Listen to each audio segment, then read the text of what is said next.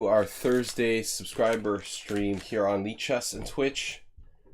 I'm International Master William Pascal with the Pawnda. The Pawnda, which means Pawnda's plural in Hungarian. More than one Pawnda. Yesterday was Nefedov Day. We have a gift. A beer from Nefedov that he bought me. Thanks, Nefedov. This glass isn't big enough. I don't know what I'm going to do. We have a problem.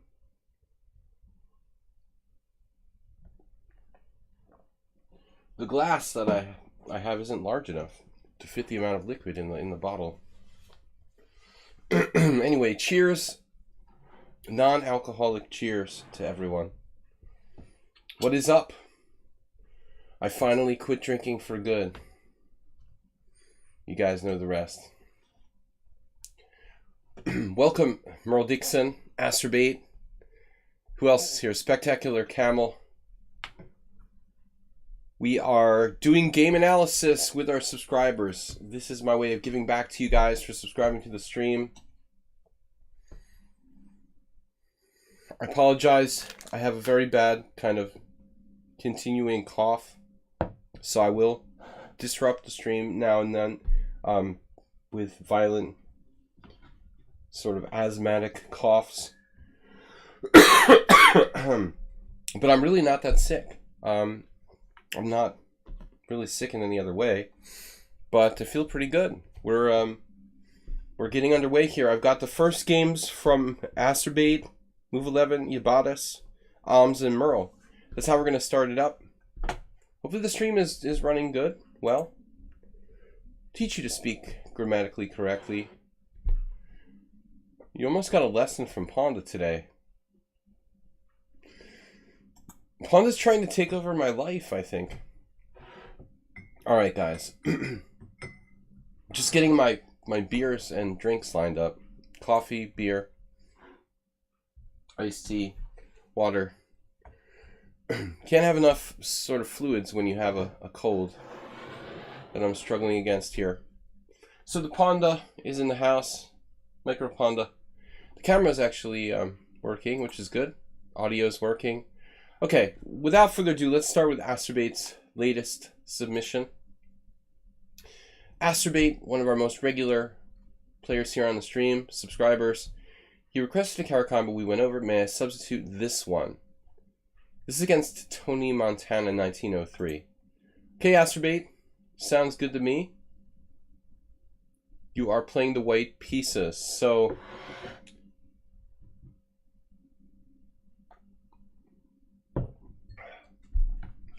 cheers, everybody. That beer, this beer has some bite. This is like a dark beer. I'm not really regularly drinking a lot of dark beer. Old Tom, that Nefedov gave me. He visited me here. I don't know if Nefedov will be here tonight. He's probably spending time with his family after a holiday, 2-day holiday. But great to meet someone from amongst my throngs of viewers and fans. Nefedov, who of course has played more games with me than anyone. Alright, I already opened this. We're going to open it again. So, without further ado, Asterbait white here. E4, E5, Knight F3, Bishop C4. Okay, Knight F6. I'm behind the game here. D3. The professional move, I would say.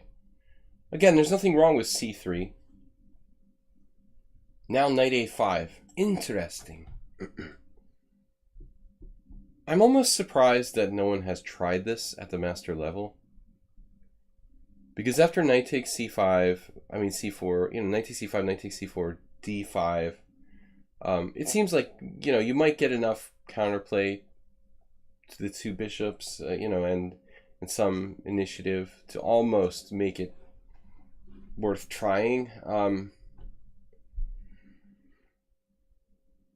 No other option here available. So takes, Knight takes. We grab the Joko bishop. I mean, this is on paper technically not good for black. How bad is it really? Because after D5, I mean, Knight takes C4, D5.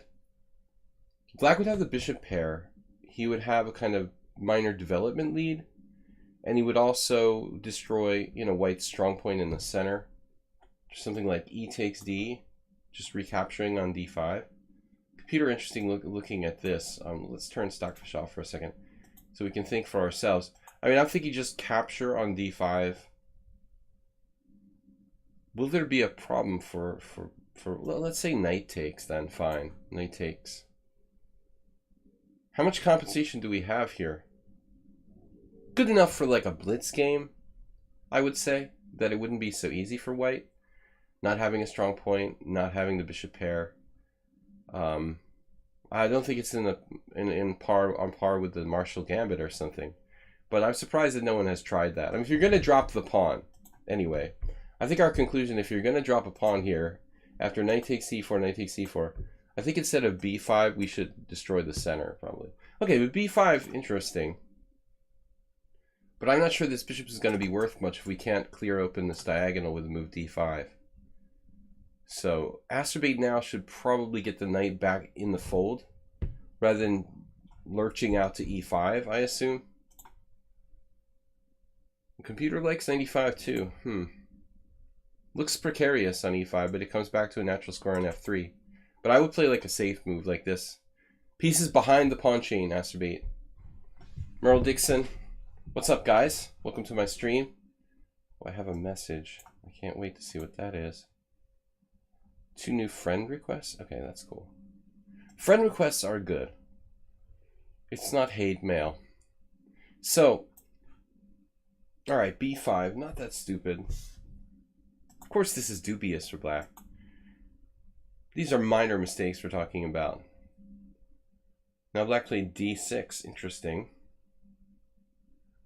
I mean, again, I think like bishop b7 is the point with b5. Would be the point. Knight c6 now, queen d7 should be all right.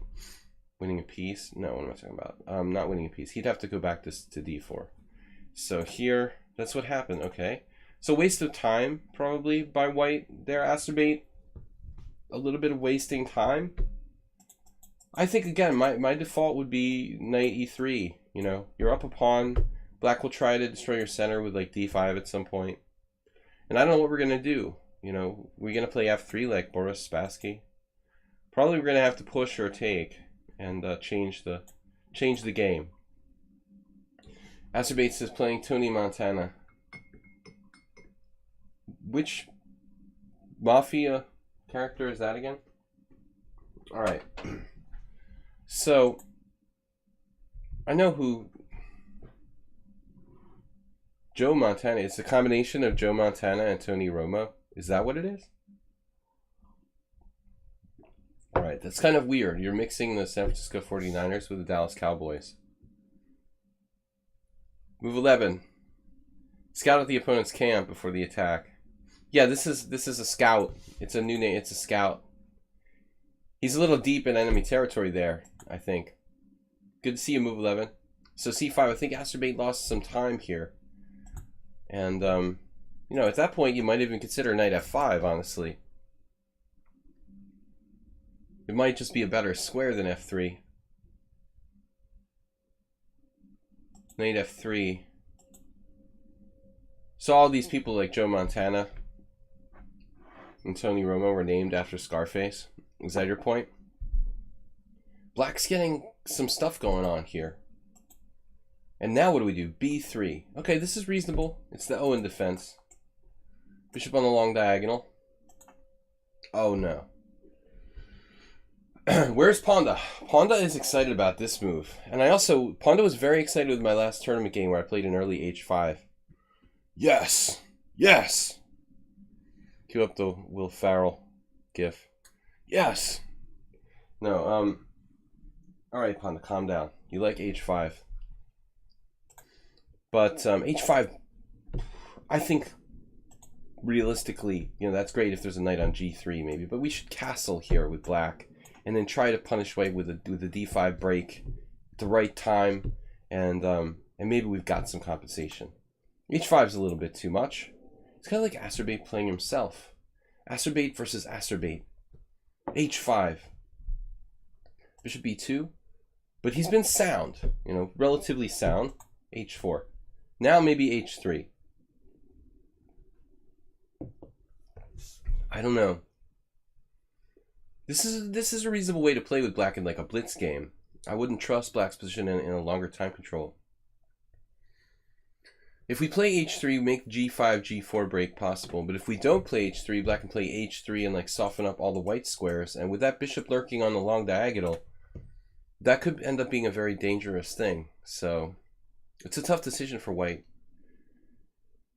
The computer says the best move was h3, at least Acerbate's analysis said the best move was h3, excuse me, by white here. Kind of a normal move, but you've got to take that very carefully into consideration before you do it. But g3, Acerbate, this is like suicide. Here, open the h file, bring your queen down to h3, softening up the white squares. That's a crazy move, totally uncharacteristic for Acerbate. I don't know what he was thinking when he played g3. I mean, queen h3 looks like, okay, you can meet that with knight to g5, but just taking and open the h file, that's pretty dangerous. This is what happens. So he takes with the f pawn, of course, to be able to play rook f2. Black can castle queenside to bring another rook into the game, and I don't think that white has a lot going on offensively here. Now knight takes h2, starting to look like materialistic. It's starting to materialize, is what I'm trying to say. Cough medicine. We drink enough cough medicine during the stream, we'll be all right. Morphe Lives is now following. Cheers.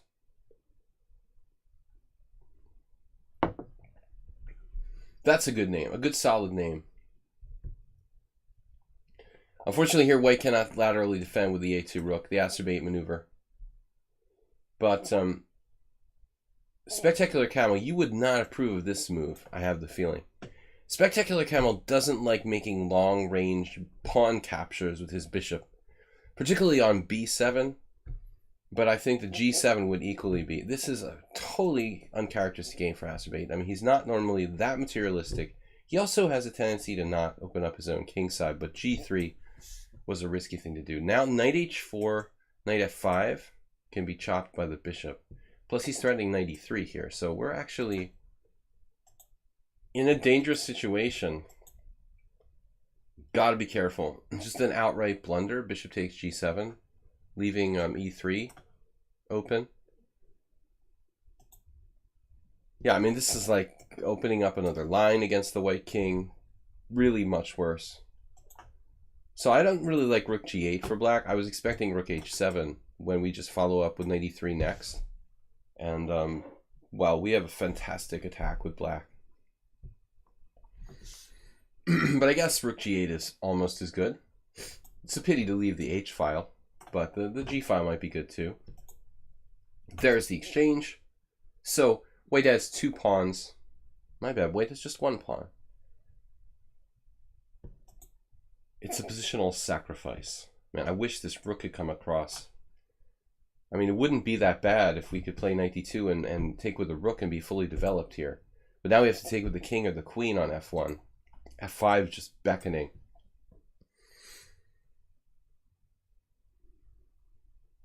Pry it open. I think if I were black, though, I would probably play castle's queenside and try to break the following move. Like, there's no knight h4. There's no way to contain this break, essentially. The best white could do is, like, knight d2. And I think f5 is coming. And white is, like, probably lost objectively. Still some work to do for black, but the other rook comes in. I mean, we're down the exchange for a pawn. Black has monster bishops, especially b7, the Jolly Joker here. So, but d5, we have this. Probably just knight e5. I mean, knight e5 alone is a good resource, like knight e5, queen e6, queen f5, and please trade queens. Please trade queens. Just a trade of queens will probably allow white to survive in many instances. Okay, still black would be better here.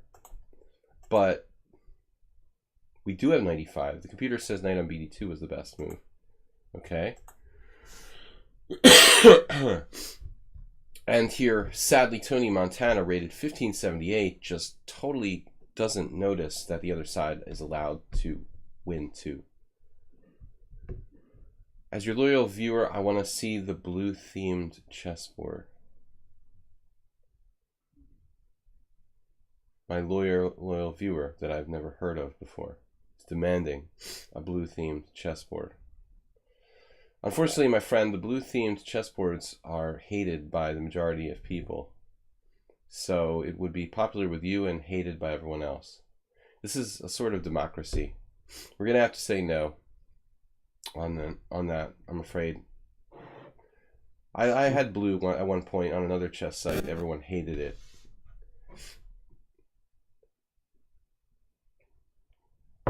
Blue was very controversial. Once I had a blue roll-up board that I bought, I thought it was cool. And like everyone refused to play with it. If I set it up, I'm not going to play in a blue board. This is not standard. That doesn't, you're not allowed to use that. It was horrible. No, only the green board or brown. The blue's not allowed. I don't mind the blue personally, but no, they're not going to let it fly. So Acerbate here, queen takes f7 check. This is a subscriber stream.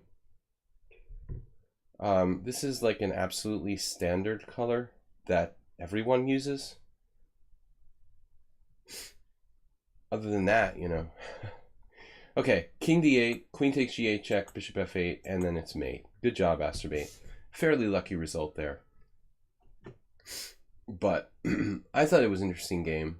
A kind of interesting concept, this move 11, you know about this, but this idea that you can possibly, this can possibly be very, very good counterplay for black in a lot of instances.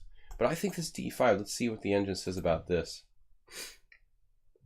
Yeah, I mean, we looked at this briefly, but just let's look once again. Bishop g4, interesting. f3, and bishop back to c8. That's what Stockfish recommends. But again, as I said, like, why not just knight takes d5? Why do we have to be fancy here, you know?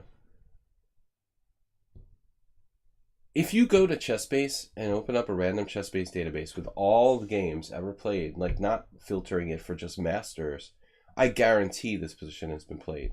It's just a question of if they were like 1400 or 1800 or 1900 or 2000. But I mean, it would be a reasonable gambit to play in a blitz game at pretty much any level. All right, we're on to the second game now. This is a subscriber stream. So I'm taking the subscriber submissions for game analysis here. We've got Move 11 up next. Mr. Move 11. Mule Skinner. Oh, Mule Skinner. Good to see you. Mule Skinner hasn't been here in a while. Tisk tisk. All right, Freddie, the winner, tied for first with me in our Tuesday tournament. Good to see you, Freddie. All right. Mule Skinner thought I played a solid game. Okay, we'll submit that for the last one. He's last in the list right now. Alright, here, I want to go over this game. From my Monday night 90-30 with Black, thanks. Alright, let's check it out. Bob said, nice haircut. Bob, you're so... Good to see you, Bob. Bob, you're so superficial. You only care about physical appearance. There's more to people than their physical appearance, Bob. Hungarian Barbershop. Good band name? Maybe if you're like doing some weird genre of music. Alright. I'll take it at face value, Bob. Thank you for the compliment. Can never really tell with Bob. But I needed a haircut. Good to get it done. I had to get a haircut for my date with Nefedov. No, actually, the only reason I got the haircut yesterday was because literally my day with Nefedov was the only day when I had the day off to actually get a haircut. Ironically, if you never have a day off, you can't get a haircut. All right. So this is Boris Israelite. Is that really how it's spelled? Boris Israelite. That's pretty bizarre. Against MT. Is the glass half full or half empty? Not a good pawn. Anyway, all right, move 11 is black. We're taking a look at this. I need to finish my cough medicine, guys. The doctor's orders. Hungarian doctors have a kind of old school approach to cough medicine, so. All right, always take your medicine. Don't forget. This is the Sicilian, my favorite opening. Knight f3, g6, hyper-accelerated dragon. You suspect Pawnda cam is actually freeze. Actually, it's not a freeze frame, but Pawnda cam is frozen. But if I try to fix Pawnda cam, because they're jumping around, you know, like. But if I try to fix the Pawnda cam, sometimes it just goes down, and then it's like a real annoyance. So I'm just going to leave it. Do you wish to discuss matters of race or politics? I'm sure you find lots of bulletin boards for that, Bob. That's why you're such a good candidate to become a moderator here. G6. Then the next sentence should be, then this is not the place to do it. Okay.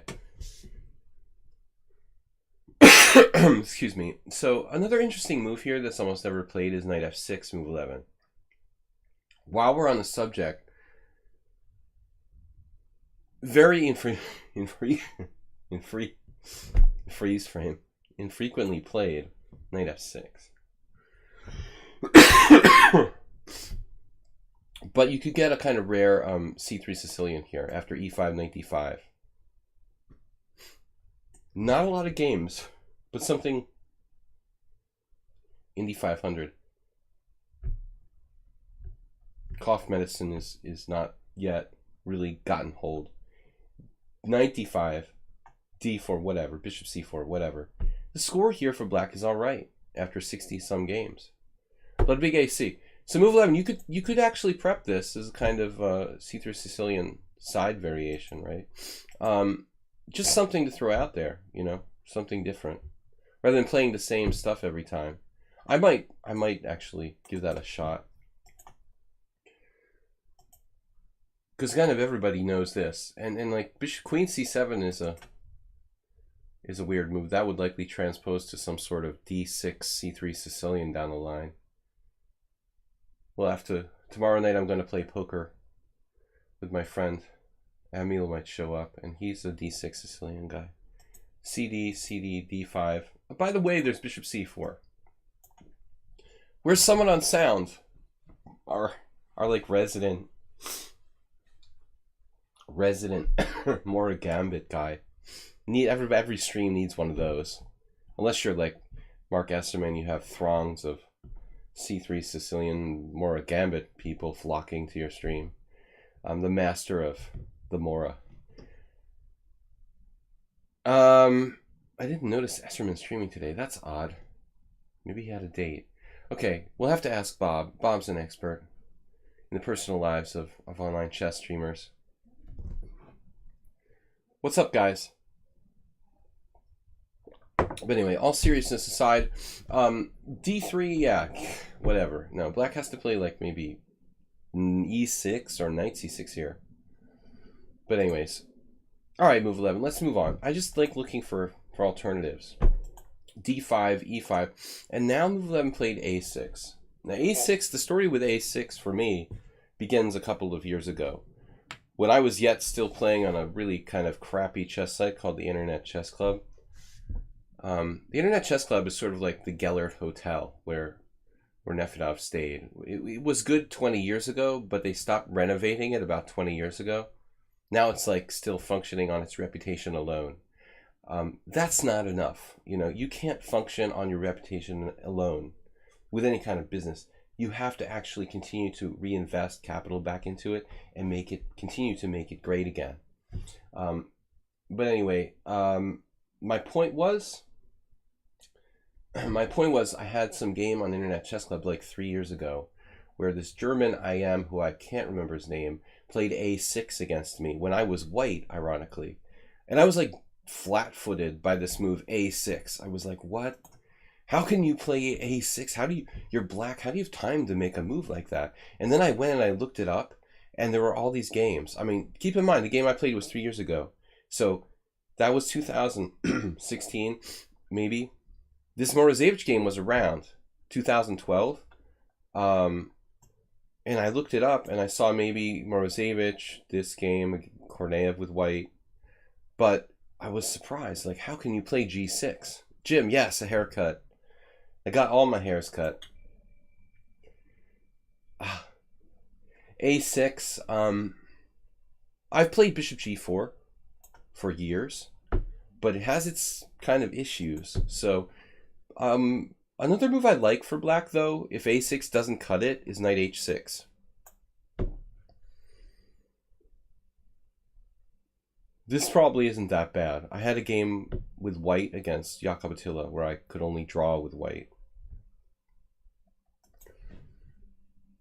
So, a position that I've played with both colors, more with black than with white. But anyway, okay, move 11 plays a6. It's interesting. Majority players here h3.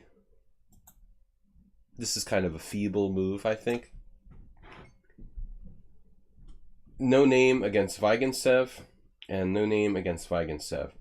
What's interesting about that, right? Ooh, good score.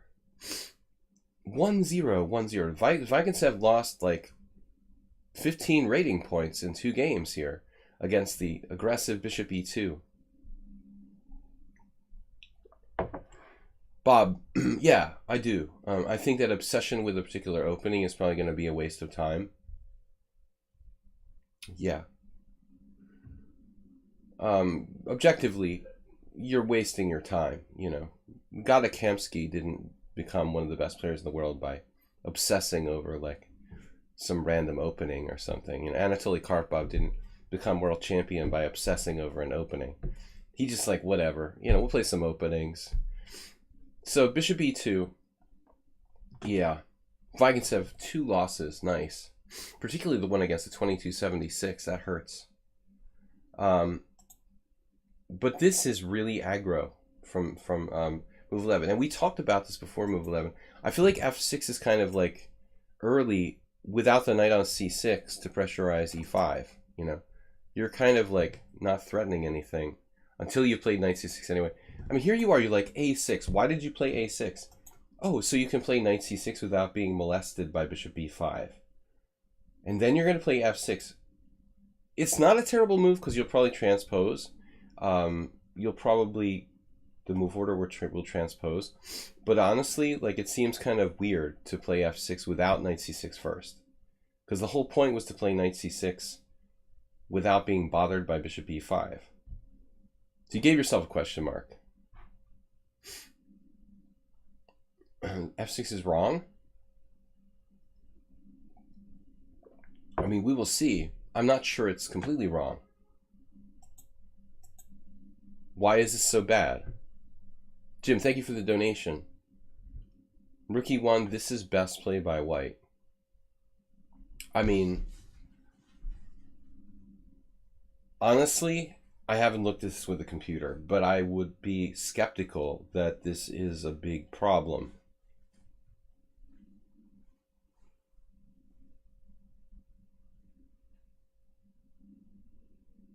Let's see what happened.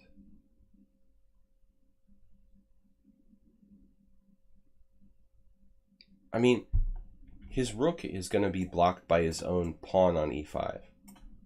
How scary can that be? You know, the problem will be, I guess, your d pawn. This looks good to me. This, what we did here, is a good thing. We now took away his Nimzovitchian type of outpost on e5. He now has a pawn that's essentially kind of a liability on e5. Sorry, guys. So, at least on paper, move 11, everybody, I think black achieves something here. Now, clearly we're black. Our king's in the center. White's a little ahead in development. We've got to be careful, but structurally, it's like a Nimzovich defense or something where you play an early f6. I feel like we've achieved something. Maybe your follow-up now isn't good. Why do we have to play e6 right away? What if we were to play, say, knight h6?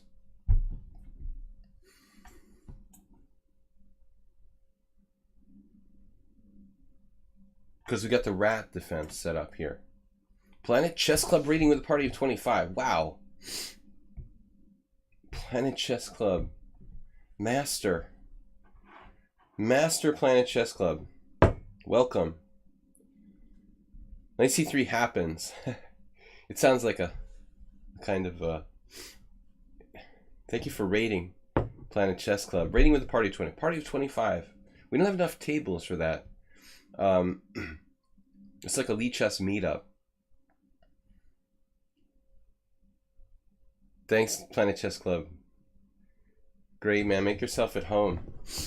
So I don't really want to play e6 unless I have to, move 11. That's the thing about this. We probably will have to, but there's a small chance of like bishop e6. Let's say knight c3, bishop e6, knight g5, we're toast.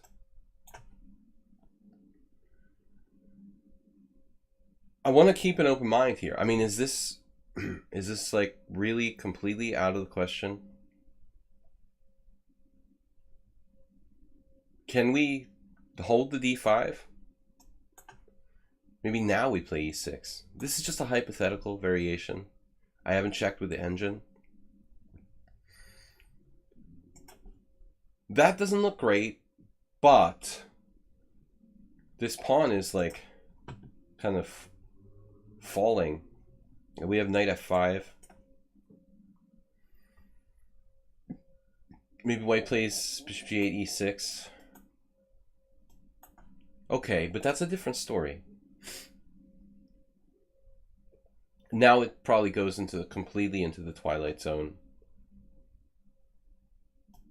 d4. He doesn't have a stable outpost, man. This pawn?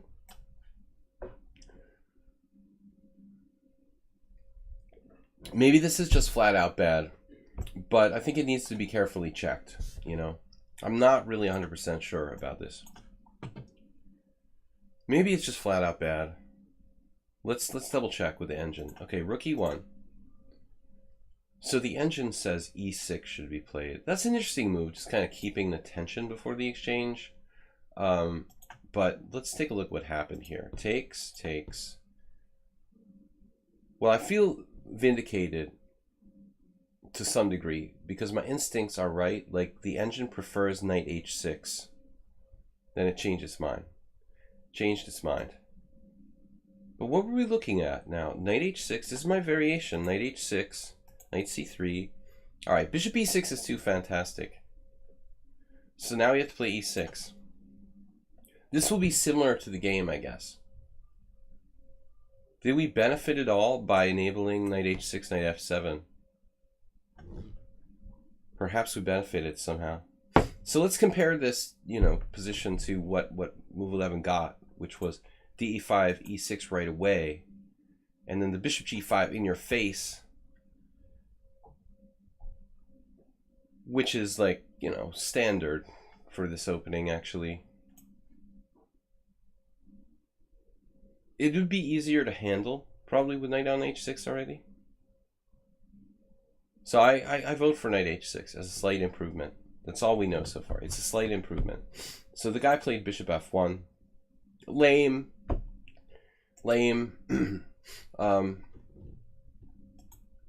Now knight e7. But there's a big difference between knight e7 and knight h6, knight f7. Actually, maybe it's not too late to play knight h6. It's still the best move. The rat defense cannot be underestimated. Play the rat. You got this. We've got this. And on this, you got options. Queen c7 gives us lateral defense of g7. In the event of bishop f6, we're just like, okay, whatever. This would be like kind of cool position.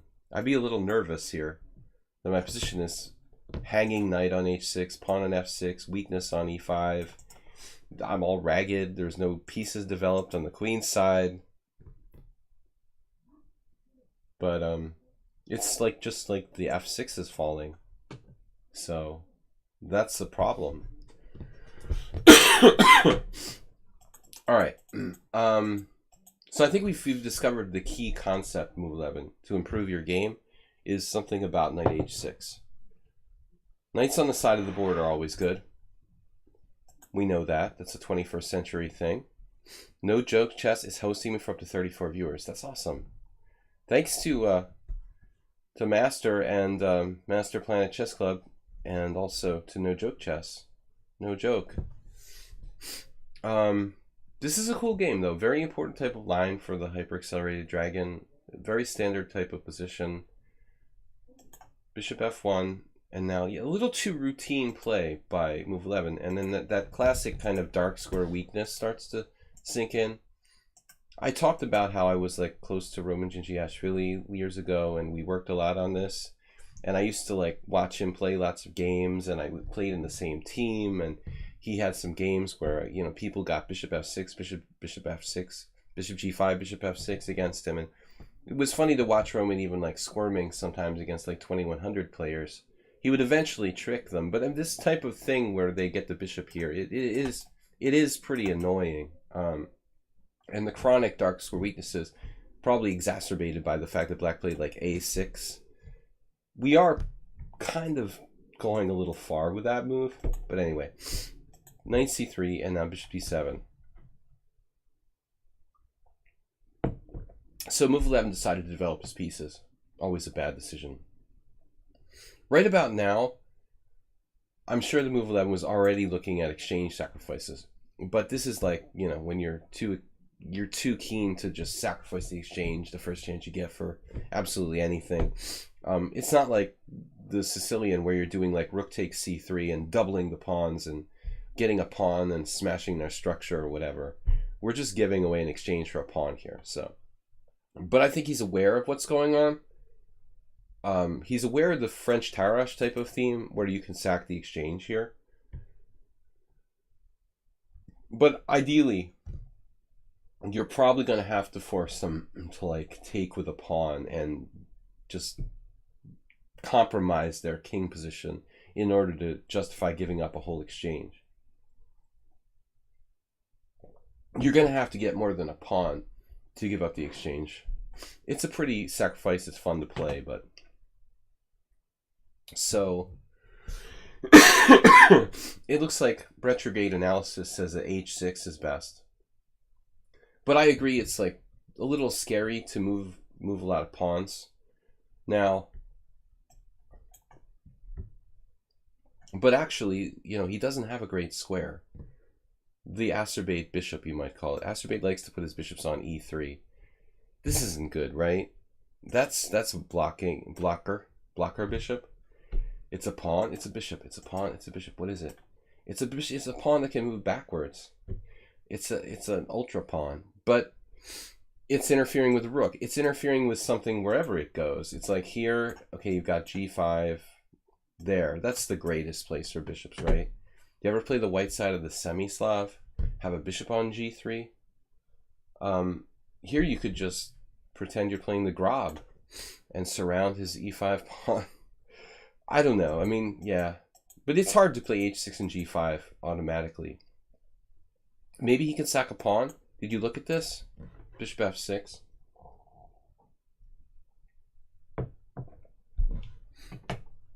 If we think about it, I mean, this actually, I don't know if the engine even looked at this or if you even looked at this, but thematically, because we're playing checkers and we have all these dark square weaknesses all over the place, essentially, Ivanchuk would be very good with this. He's fond of checkers. But because of the checkers scenario, I think that this pawn sacrifice would be kind of justified by white. Somewhat justified. If we can maintain control of e5, you might argue that checkers is not the best setup for the black pawns here. Anyway, I like this game because I played this opening myself. Bishop d7 feels a little too routine. What does he do? Queen d2? He did rook c1. I think he's reticent. Most players would be reticent of this exchange sack, which kind of becomes viable when they move the queen away.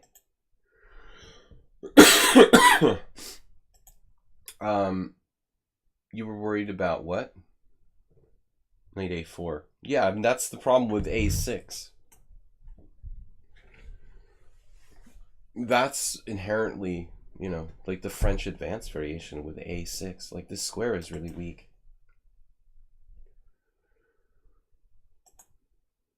Robotic development by white.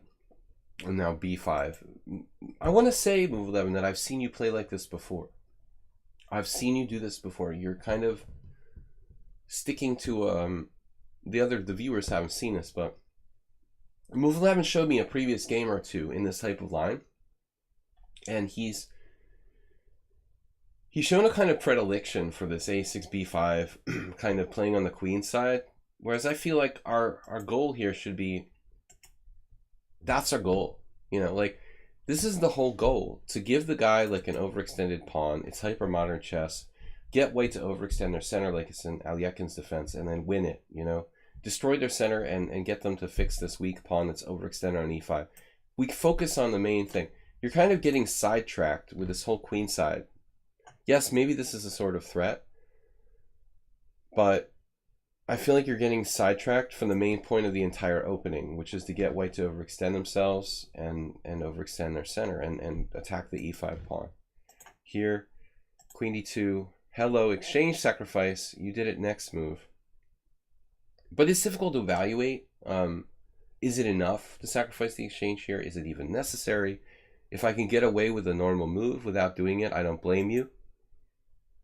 It also depends on who you're playing. If I'm playing a super grandmaster, I don't mind like sacking the exchange on f3 so much. But if I'm playing a guy who's like 2100, can I beat him with routine moves without taking any risk? You know, that's another consideration. Bishop h6 is a good exchange for him. I mean, in a strategic sense, because it's his bad bishop for your good bishop. Good, good, good.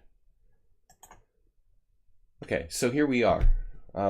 You sacked an exchange, classic style. This worked out. You said you misevaluated better lines. Guys, this is our subscriber stream. We've got a number of submissions from subscribers to my stream. This one is from Move 11. He's a 2,000 plus USCF quote unquote expert, pretty strong player, and he shared his tournament game here from a classical tournament. Move 11, thank you for this game. This is a good game. I like this opening. It's a good struggle. Merle Dixon, thank you for the donation. Merle Dixon just earned a new 25,000 bits badge. Nice job. 698 for all the guys and girls who make the stream better. So Merle Dixon crossed to 1,000. Ironically, by hitting 1,000, he reached his 25,000 bits badge. Merle, did you even realize you hit the 25,000 bits badge? Like, a lot of people would probably thinking about it, but I'm not sure. He just wanted to reach 1,000, or was it like intentional? It doesn't matter, man. Thank you for the donation. So Queen f8 double question mark. I mean, honestly, Queen f8 looks like a really good move.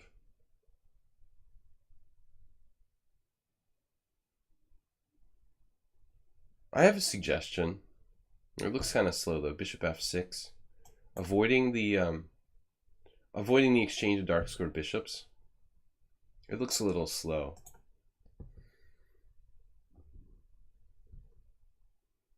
You can look at the computer evaluation and say, hey, I mean, this is like great for black. Whatever. I mean, it's a computer. It's analyzing 20 moves deep. Its evaluation is based on a 20 move deep analysis of the position. What is our analysis here? I think it's unclear. I mean, it looks like we've got a pawn and structural compensation for the exchange, but that's not clear. So we get biased by looking at Stockfish evaluation here. I don't think this is so easy for black. You've got your king is wide open, relatively open. All the white's pieces are developed. You've got hanging pawns in the center that are kind of prone to attack along the open files. this is not a trivial position. And it's not surprising that move 11 went wrong. There is no like clear line. What do you got? Take, knight f5, queen f4. And this is again, sorry guys, I got this really unbeatable cold. I would kind of be around, I think I'm better, but I'm not sure if I were black here. And this was my game over the board.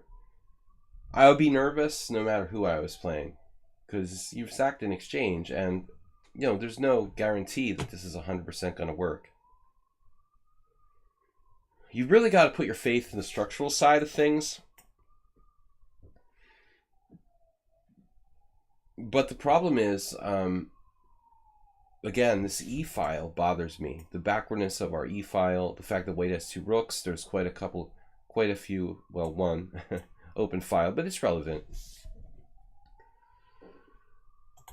So honestly, move 11, you gave yourself a double question mark, but I don't think like the proper line was real easy to find, you know, unless you retrograde grade analysis. I'm almost surprised you took with the king there.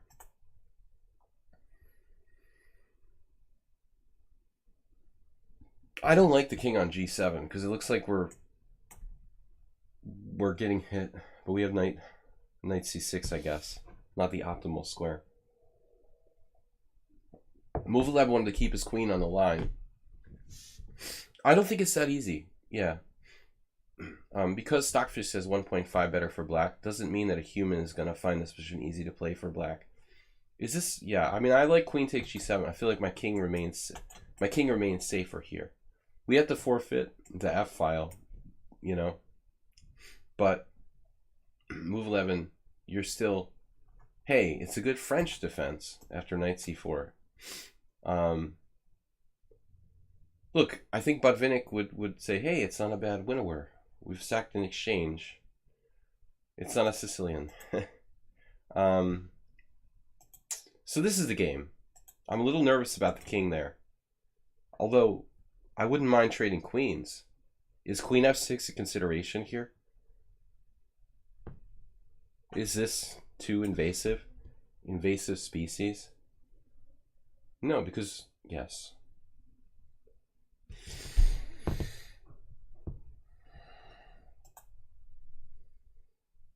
How bad is queen f6, engine?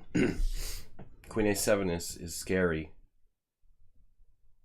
If I can get to an endgame, you know, I feel like I have chances. The major danger is gone. My fear is queen a7. Wow. So maybe move 11, you missed something here. I mean, maybe this is worth considering, though there seems to be a problem. Yeah, rook d8, queen c7. I don't know how far you analyze this line, but this seems to be a problem. Okay. So king back. I mean, still queen a7 is a problem. Too many dark square weaknesses. That's inherently the nature of the checkers structure. Wow. Wow. Move 11, sacking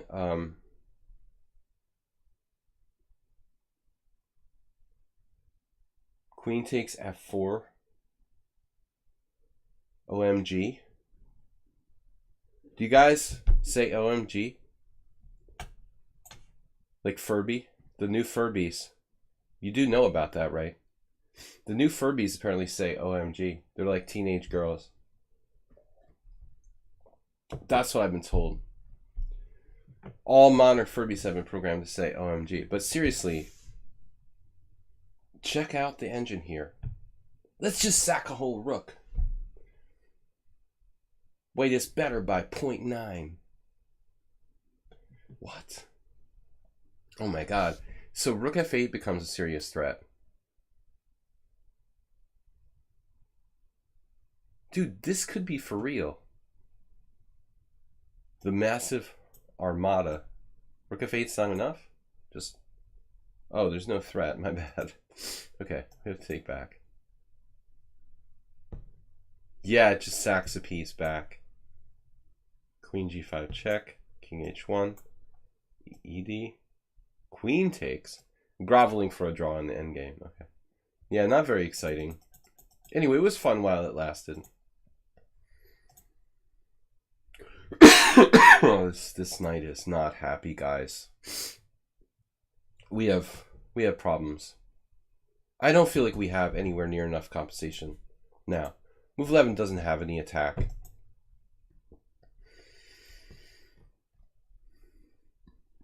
Thank you for the donation. There's no attack. There's stability.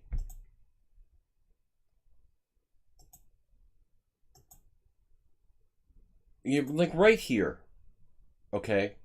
Who is it? Feingold says that you should trade queens when your king is less safe than the other guy. Move 11, I'm kind of on board with that here. You know, like, is this a question of lack of confidence in our endgame?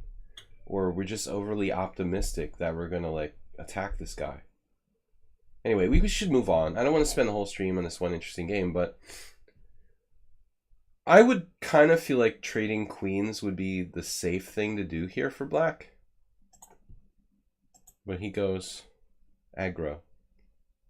And maybe he's right. Alright. Wow, this is a crazy game, dude. Don't feel bad about this game, because no matter what happened, it was close, it was complicated, and anybody could have won. You like Queen F8. I think you have an obsession with Queen F8.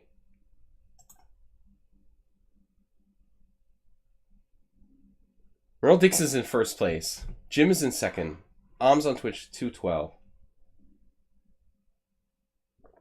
This is one interesting game. But, you know, this looks like you're winning a piece. You have 30 seconds left. My opponent had 1 hour. Your opponent... Who is your opponent, by the way? Is that like his real name? Israelite? Is that typical? I've never seen anyone named Israelite before. Israel something or... But to actually be named Israelite, that's weird. Alright. D4.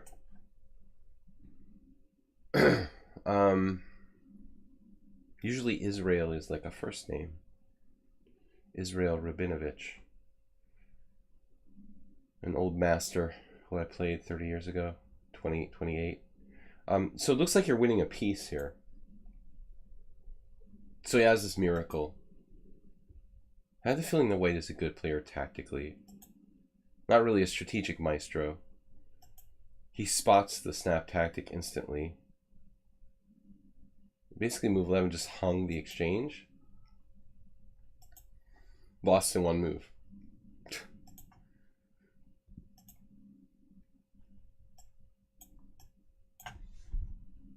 Yeah, it's a nice pawn. It's a nice pawn. One exchange would be interesting, but 2 exchanges is too much. I don't know if that's the literal spelling of his name. Boris Israelite. Okay. So, I'm curious how old a guy it was. He's pretty fast. Never heard of him. Maybe it's a young player.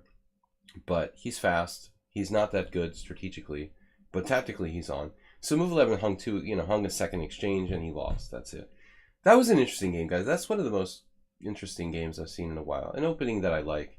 I'm sorry you lost, move 11. Okay, guys, the Abatis is next. This is my subscriber stream. We're taking games from our subscribers, going over them seriously here. That was a game that I kind of spent extra time on because I think I'm kind of connected to that opening because I played the black side of the Hyper Accelerated Dragon a lot myself. I felt like I was playing the game myself almost. All right, Yubatis against Ismail Ka. Yubatis is white. This is an online game. Yubatis is normally playing the English a lot. Now he's playing knight f3, b6. Uh-oh, acerbate. No, the move is b5, as I played against Shandor Kushtar. Shandor, where are you? Shandor's in Wyoming. How strong is this guy? He was 2050 or 2050 plus. No? That's what it said. Around the same rating as move 11, actually. How do you get paired with someone who's so close to you? It was like the last round in the tournament. It's unusual to be paired in a Swiss system tournament, move 11, with someone really close to your own rating. Basically, that would happen most likely in like the last round of an event. You should normally kind of avoid getting paired with anyone in your range. Like, you're getting paired either way up or way down. It's unusual to get paired with someone really close to your own rating. But of course, the smaller the field, the more likely that is to occur. He was close to move 11's rating. So knight f3, b5, no. Knight f3, b6, inferior to b5. g3, bishop e7, bishop g2, here. You know what's really weird? I had almost the same game yesterday in a blitz game.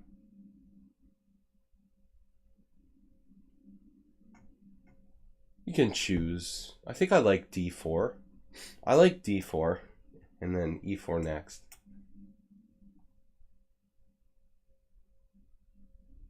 Ubatis likes to play. He's inspired by Bent Larsen, his great countryman. He likes to play hyper-modern style, is what I'm trying to say.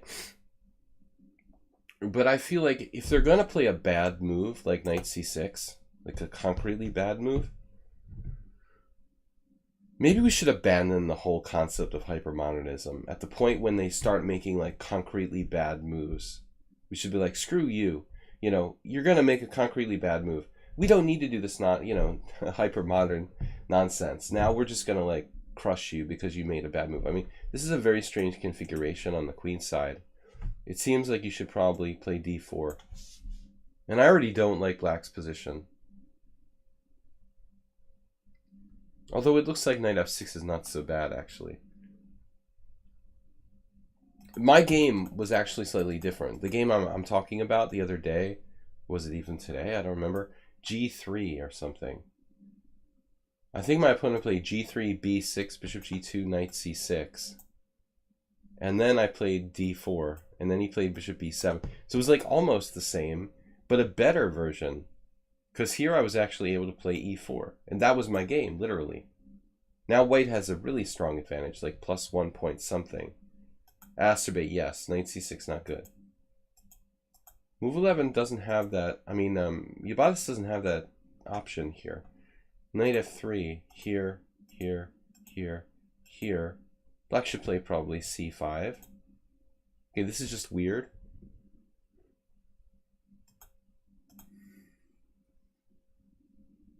That's weird too. I mean, if you want to play d6, you should put your knight on d7. Then it doesn't block your bishop. And we're going to transpose to the Roy Lopez, right? Or what? Hedgehog. Hippopotamus. Name an animal. Any animal. c4.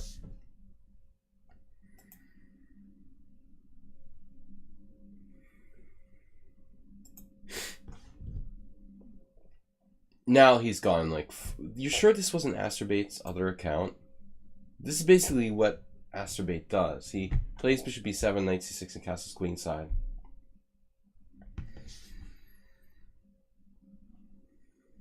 I think a4, a5 right about now. Like sack and exchange on a5 or, you know, whatever. Like, I would just go here. This is probably, like, horrible for black already. Okay, a5 he can play.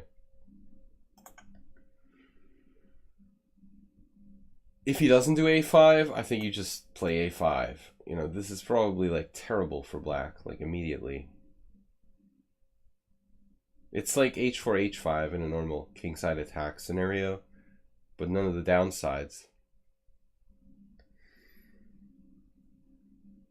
Your dumb games. Yeah, my dumb games. This is horrible for black. He committed his king too early. Okay, this is principle. Bad move. Mother of Botvinnik, right? Oh. I think we should send the man a copy of Botvinnik's 100 selected games. It looks something like this. Oh, God, what about the c6 square, my friend? See, that's what happens when you commit your king to a position where it's not really safe. I still like a4, a5 here. Pawnda on the queen side, essentially. Pawnda's obsessed with playing h4 unsoundly, but this is a queen side Pawnda. What do you call a queen side Pawnda? Well, some people call it the lobster. Some people call it the crab. But I prefer bamboo. Alright, dude, that really fell flat. I don't know about that. Alright, anyway. This is just a totally Botvinikian position for white. This is really weird. I like a4. Just tear them apart. a4, a5, b4. Pawn takes pawn. Knight b5 with the idea of a5. Resigns. That's just it. It's storming the barricades. Larry Christensen title. You know, just like envision like the fastest way to rip them apart and just do it, because there's no anything for black to do. You know, there's no counterplay. There's no other side of the board where he's getting a counterattack or something like that.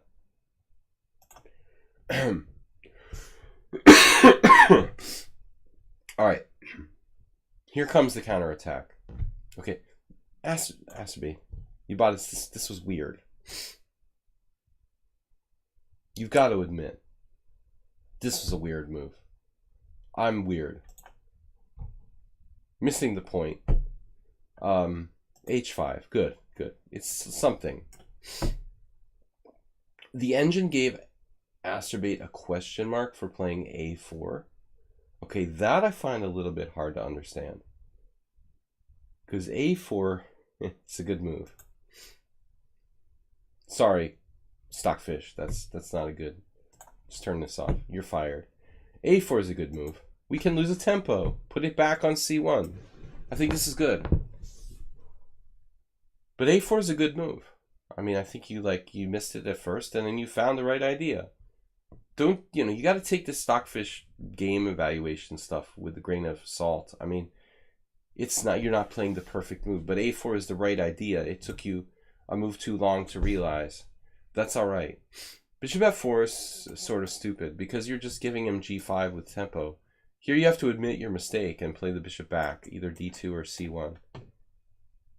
You've given him an Asterbate kind of fishing pole attack here, which might materialize. And this is kind of a no-brainer. But now it gets interesting. The Asterbate, you feel like you'd have some play here. But Yabatis, aka Spectacular Camel, he suddenly had a kind of inspiration, a moment of clarity, where he realized forcing moves can be good. He envisioned a queen transfer to A6 and mate on B7. This is a big move. Thinking big.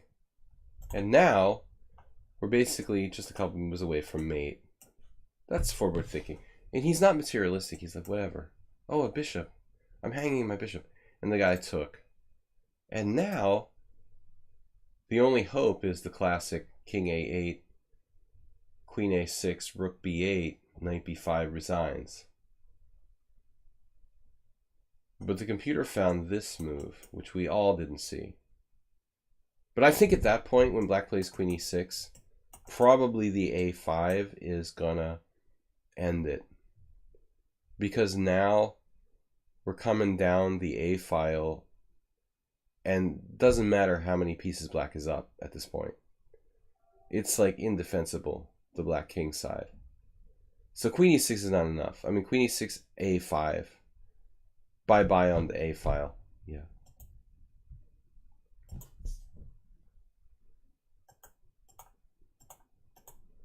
No more checks. Good game. All right, Aspade. You learned from that. Your whole knight H2 business, this whole fishing pole stuff. See what happens? No, good game, Yabatis. Good game. So now we've got a serious customer.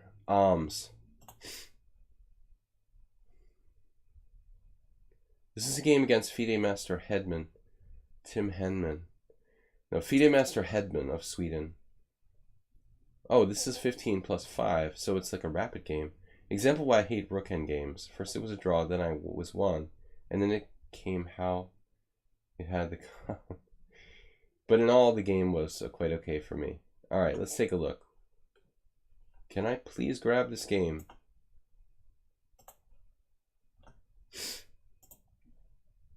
No, good game, Spectacular Camel, and entertaining. We always count on Spectacular Camel for entertaining games.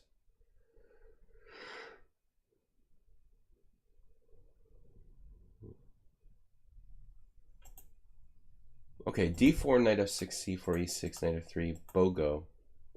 The Bogo Indian and knight on bd2. I mean, this is like the professional move, I think, against the Bogo. Objectively. It's actually not to everyone's style. But then again, I mean, not everyone plays d4. I have a terrible score, as I've said in the stream before, with like both colors for some reason. Concordians. Johnny come lately. The Concordians, you can actually submit a game if you want to. I think we still have enough time. Knight on bd2, you know, it's like a very positional sort of move. We're hoping to garner the bishop pair and slowly work it into an advantage. I mean, you know, at the 1500 level, that doesn't seem like a big deal. But when you start getting up to 1800, 1900, 2000 plus, 2200, you're playing Victor Erdos, like I did. When you play against Victor Erdos, who's like 2600 plus, it starts to be a problem if you like give up the bishop pair for nothing. This move has given me some problems, and I've tried different stuff, but it's not easy for black. So anyway, Alm's opponent played castles. I think I like b6 the best. If somebody asked me to recommend like the most solid way to play, so castles. Actually, thinking of this now, Alms, did I play this with you the other day? Did we play a game where I played the Bogo and you played e3? But I wouldn't have played castles, would I?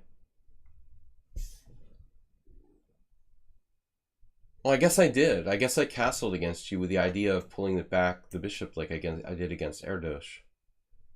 But it's okay to do it against the 2100 player. I shouldn't have done it against the 2650 player. You know, that's my bad. It's stupid to avoid exchanges and go into a cramped position against someone who's like 200 rating points higher than me. With someone who's lower rated, I'm playing for a win with black. I mean, maybe that makes sense. But I still think you need to go for it here. Like your move, it's a little too conservative, probably e3. I mean, it's not bad. But a3, I mean, you know, grab the bishop pair if you can, I would say. If he plays this, then white's just better.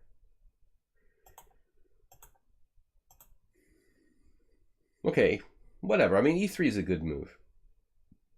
Oh, I did c5.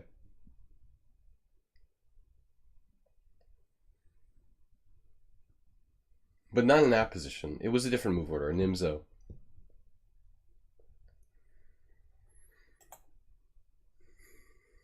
Yeah, I wouldn't play c5 there.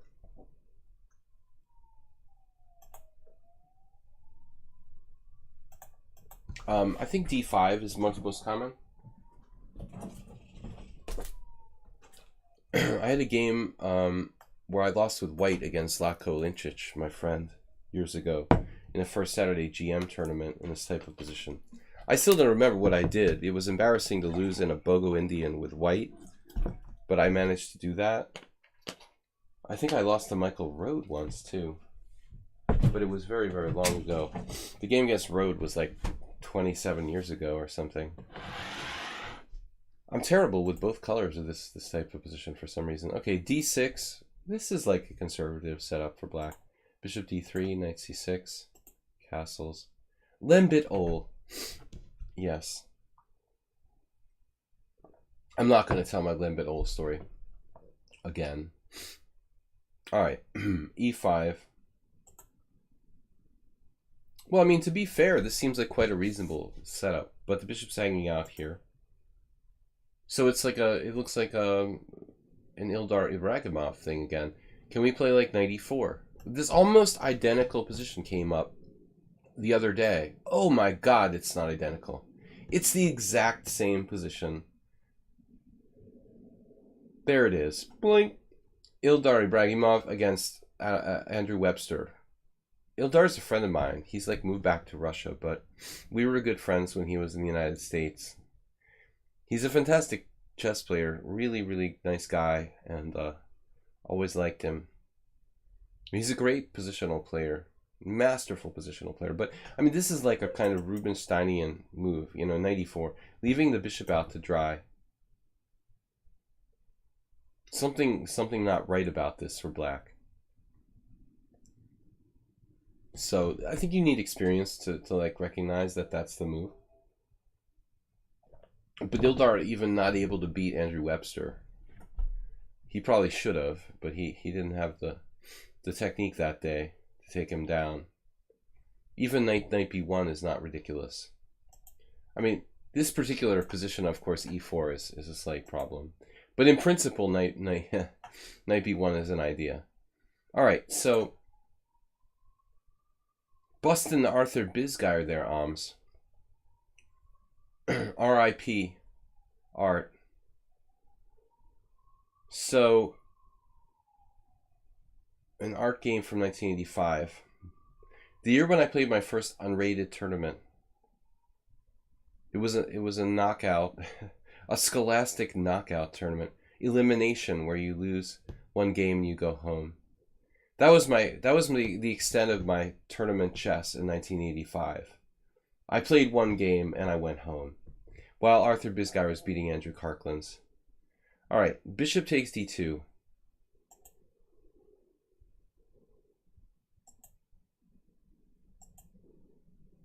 I kind of like the way the black's playing, though, very logically. Now knight g5.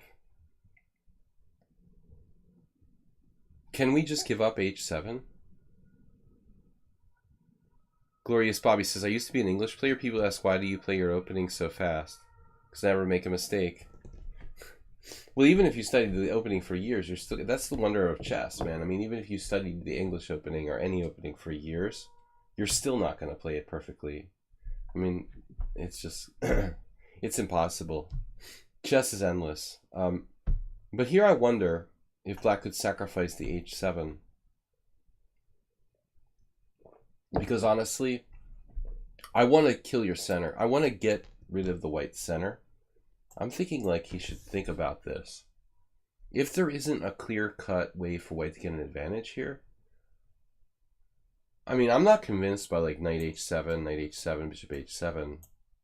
White is slightly better, but I mean, maybe that's the best line, actually. And also, the other line, obviously, bishop h7. We're not going to be taking that pawn here. But it's like a classic Bogo. If this bishop becomes powerful, like i.e. bishop c3, then black's going to have some problems. But I'm curious to see what the oracle says here. Because I feel like bishop g4, chasing away from the center, this is black's like moment where he can trade the wing pawn for the central pawn, kind of equalize. Let's see what the oracle says.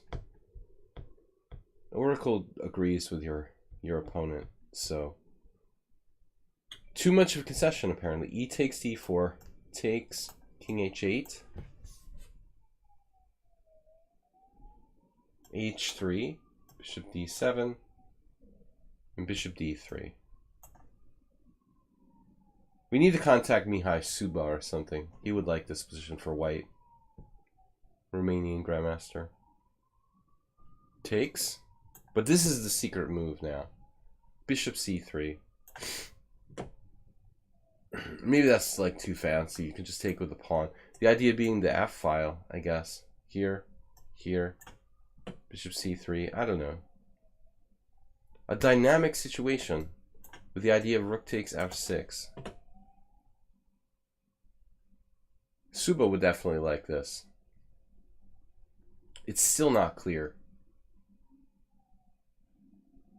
But, Yabatis, what do you think about the dark square bishop? What do you think about the potential of that unopposed dark square bishop in this type of position, long term? So, Alms on Twitch, you know, it's his game. He's of the opinion with the computer that there's no way that black can allow bishop takes h7. It's too great of a problem. I just wanted to kind of go and take a look, because theoretically, if black could, you know, destroy your center, it would change the position dramatically. All right, so h6 here.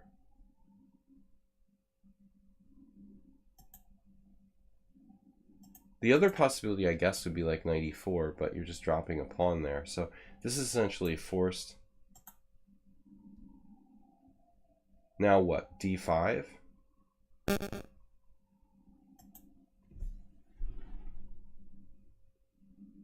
There's no e4.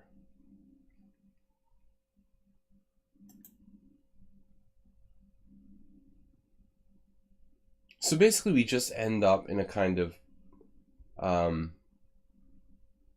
I would call it clinical, a clinical situation where white just has the two bishops, and even though there are 16 pawns on board, we've got f4, Shuba Mihai, and the c5, the Nimzovich. We'll call them Shuba Mihai and Nimzovich breaks with c5 and f4.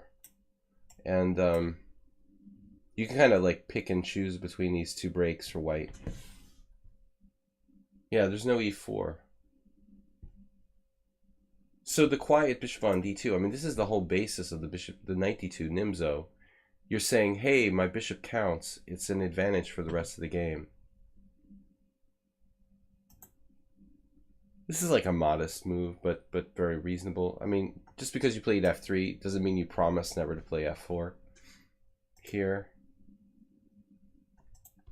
Black at least is happy that he traded pieces. You know, I mean, now it's like, okay, it's bad, but it's not that bad. You know, maybe we'll survive this.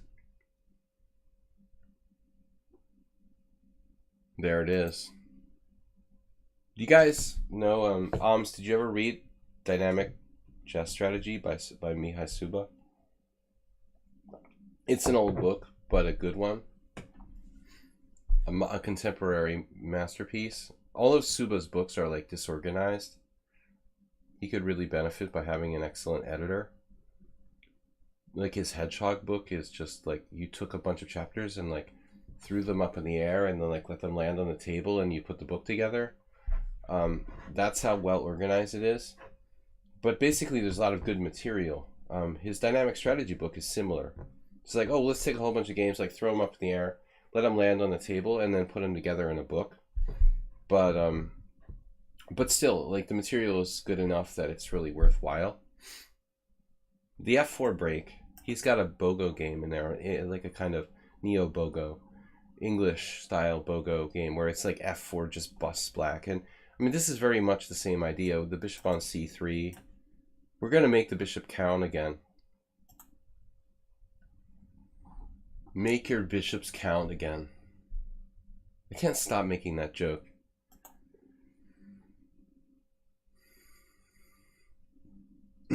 What's this about? Just getting the king to go to a dark square where he'll be harassed by our unequivocal bishop. Pick a dark square, any dark square.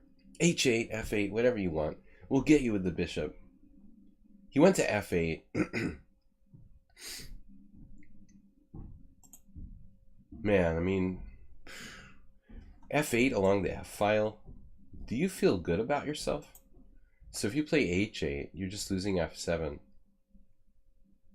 Let's calculate, kids. Here, here, here, here.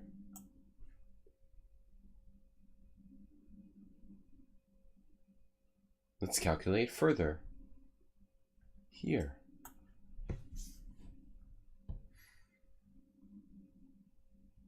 Just doesn't seem to be really enough kind of compensation.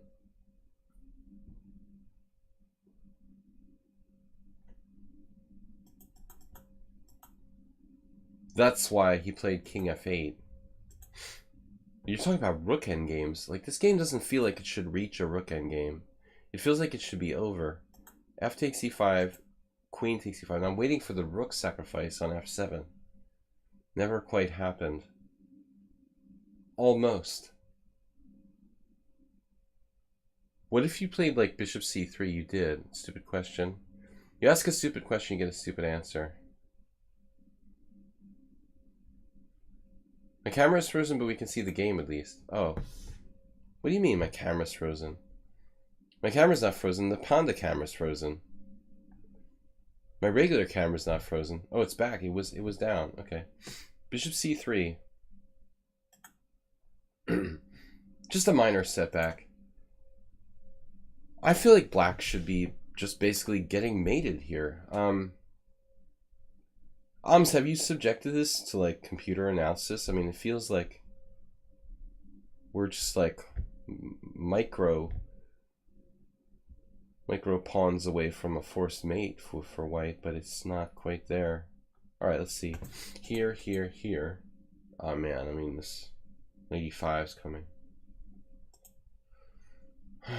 Sad.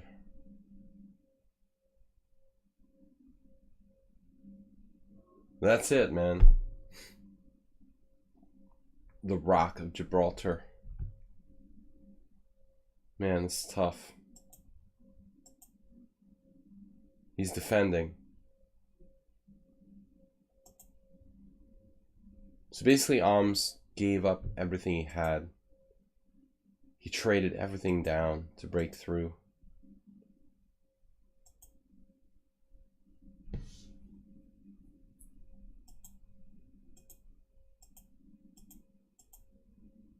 Can we shake hands now?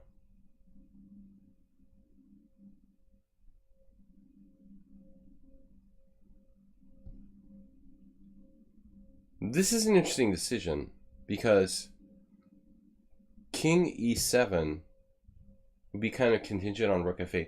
But is King e7, King g1, rook f8 like a dead draw? I mean, like seriously. Like white's winning here or what? Come on, kids. This has to be a draw.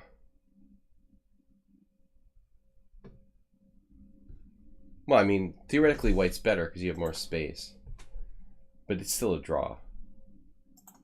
So he wanted to win. He wanted to win? Like, I mean, it's a little too late to want to win here with black, you know what I mean? Like, if you wanted to win, you should have thought about that, like, maybe 15 moves ago. At this point, like, that's absurd, you know?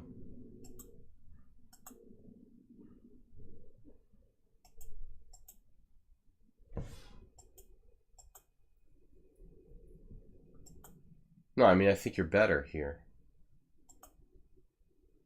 Right. And now it's a draw. I mean, at this point, you could have played King e2. You're certainly never losing.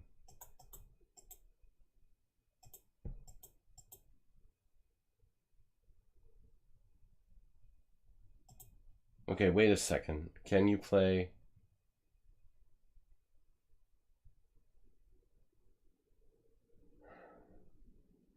You have check and King e3.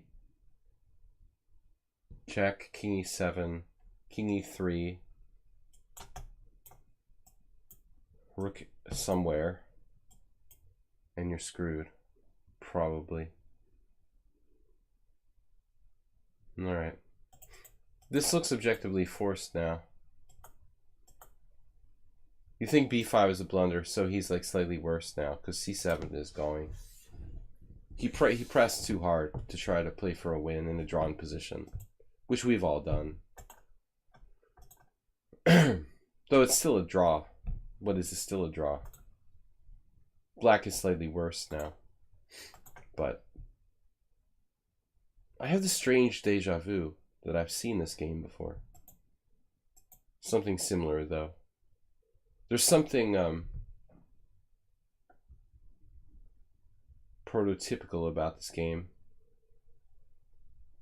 It's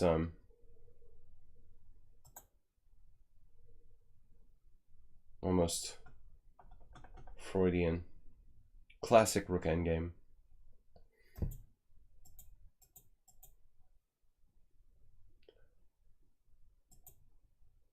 Huh. Now we have a problem. Probably this is still a draw if black plays perfectly.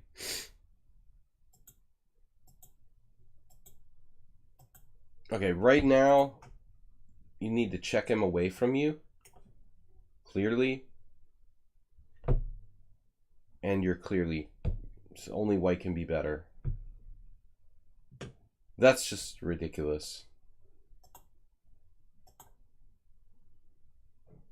I mean, of course you're still probably not losing. This is a second mistake. So like, what if you go back to b3? I mean, like even here, you're still not worse with king b3.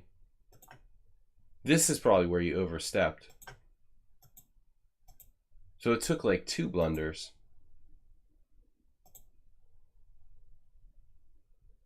But again, if you like check him on e7, force him in front of the pawn, I'm still not 100% sure. What happens here if you like check him on e7 and play rook e6? Aren't you collecting a lot of his pawns? Like even this.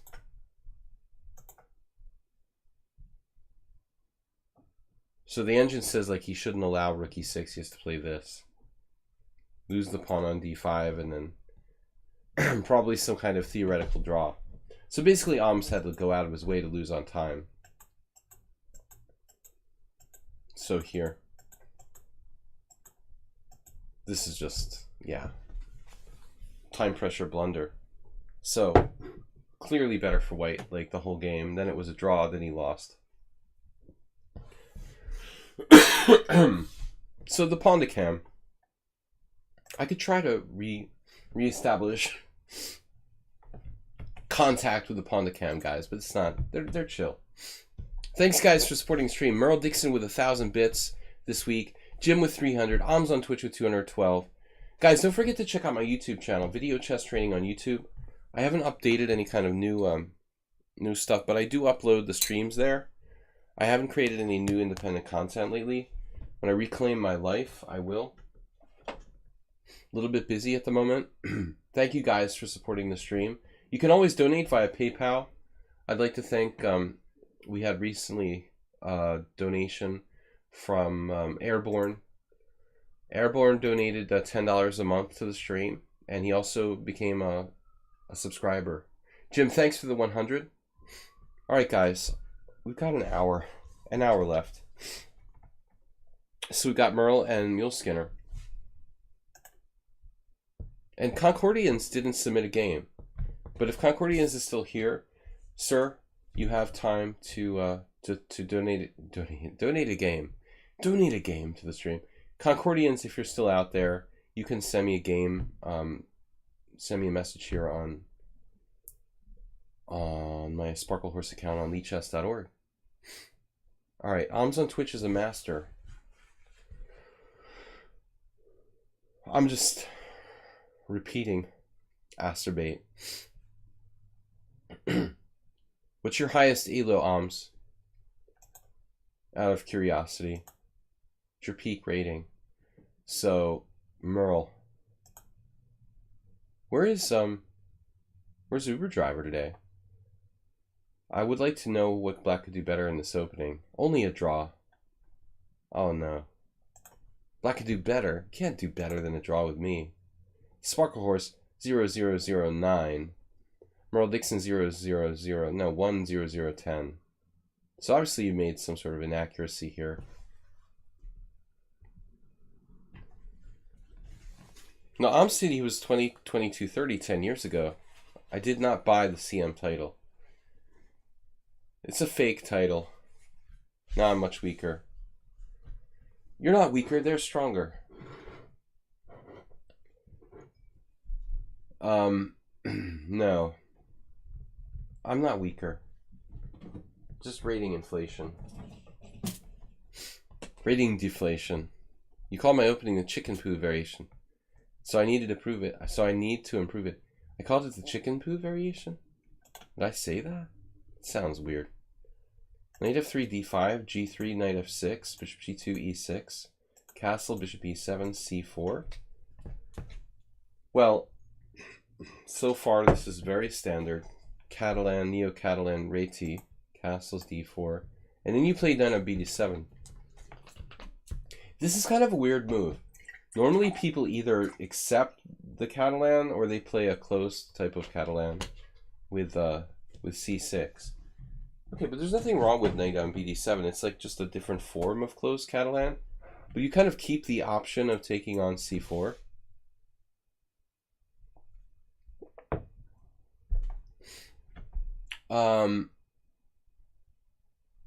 Like technically, Merle, like the best move is d takes c4, you know. But what does Stockfish say? Yeah, it agrees. But look at the practical results. I mean, I'll tell you something honestly, Merle. When the few games that I've played black, this is kind of like why Magnus Carlsen plays the black side of the Stonewall attack, apparently, while people play the black side of the Stonewall defense, because it doesn't trade pieces. In the few games where I've played black in the closed Catalan, or in the Catalan, excuse me, move 11 like plays the correct, you know, take and play the open Catalan. But if you want to win, like once I had a draw with Jerry Hankin in the open Catalan, you know, I was black and I drew Jerry Hankin. Good job, me, you know. But if you want to win with black, I think you have to play like a game where you're basically not trading stuff. So look at the closed Catalan. Like c6 is the move that has the best score. Okay, except for knight e4. Speaking of the Stonewall, I think I actually played that move against Boris Belopolsky at the Boylston Chess Club in like 1991. I think I might have lost that game. I don't remember. But that move has the best score. Very small sample size of 39 games. But seriously, c6 has a better score than d takes c4. On the other hand, maybe it doesn't, because white has a higher winning percentage. Yeah. White has a higher winning percentage, black has a higher winning percentage after c6. It's rolling the dice. This is like the correct move, technically.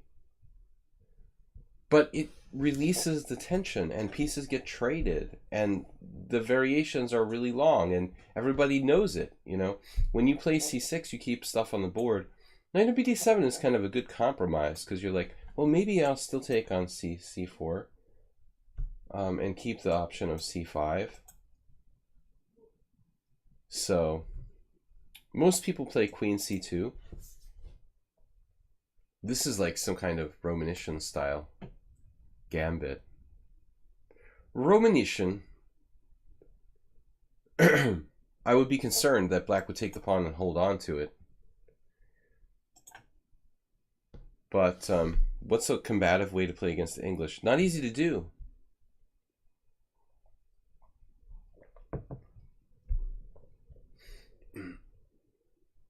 Merle's getting weird with us tonight. It's good. It's good. It's good to see. But you went to see a movie with your girlfriend. That's what you told me.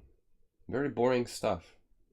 But anyways, d takes c4. No, I'm being philosophical. Whenever I wanted to win with black in this position, I played c6. But again, I don't play the black side of the Queen's Gambit decline that much. Knight on bd7. I could get it out of a BOGO too.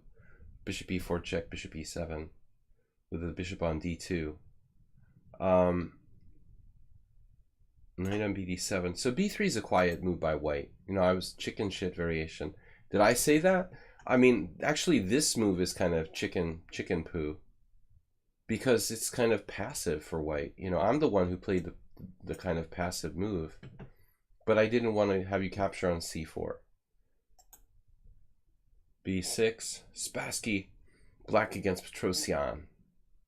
Bishop b2. Bishop b7. Knight on bd2. And so I think I had this position with white against a German grandmaster. What's his name? Doesn't play much. Bundsmann. It was like me versus Dmitry Bundsmann. Bad Vese 2000 or something like that. C5. That should equalize. Maybe it was a different position though. I don't remember now. Knight d2, c5, c takes d5 I played. So the engine says what? Most players played e3 here. I mean, that looks like a weird move to play e3. Wow. I would never play e3, and the engine would never support e3 for white. I'm absolutely 100% certain. Here, e3. The engine is really going for e3. What is it with e3? It looks so feeble and weakening.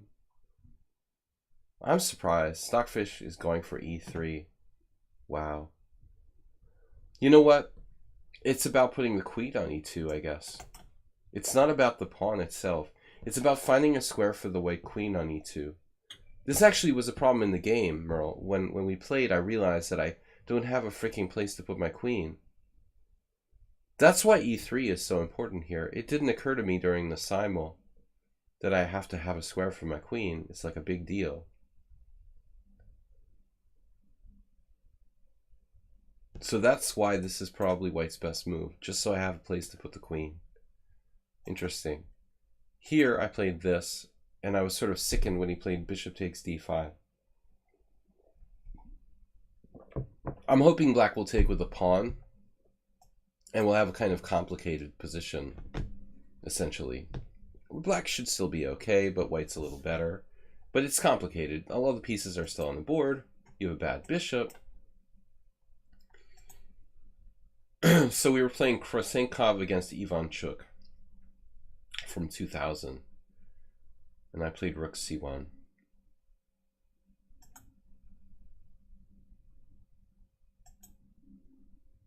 Every game a draw. Vodaj Laszlo. Vodaj Laszlo was 2305 in 1992.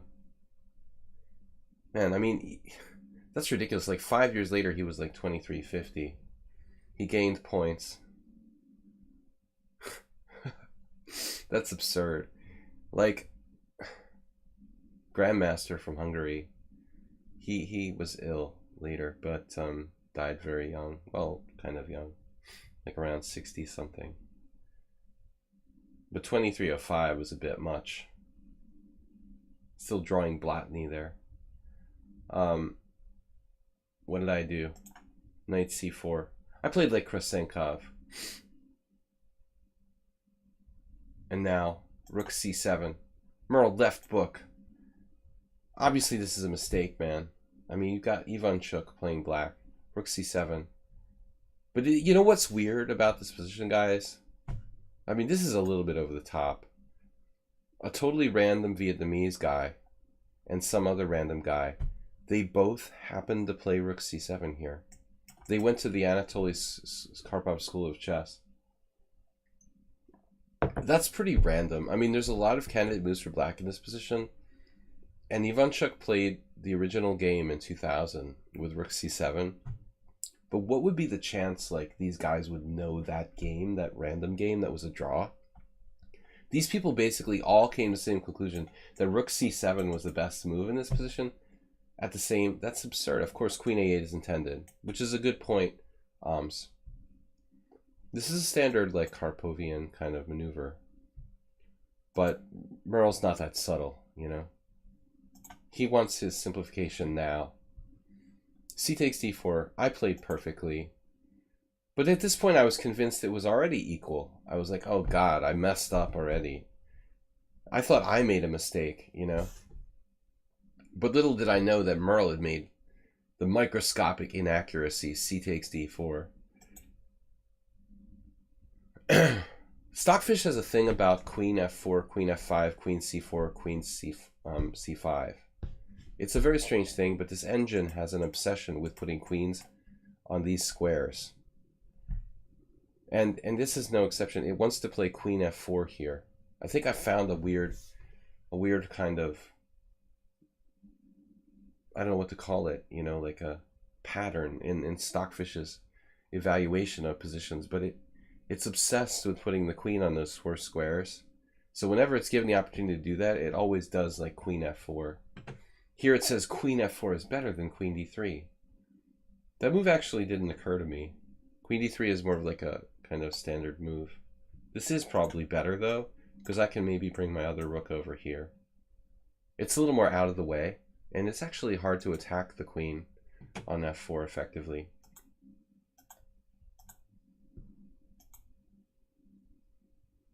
What's my best square now?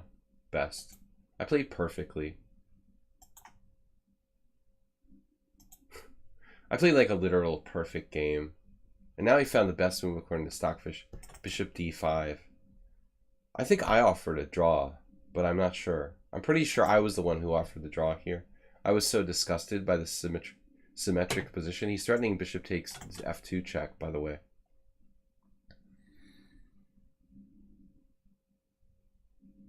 e3, advantage to white.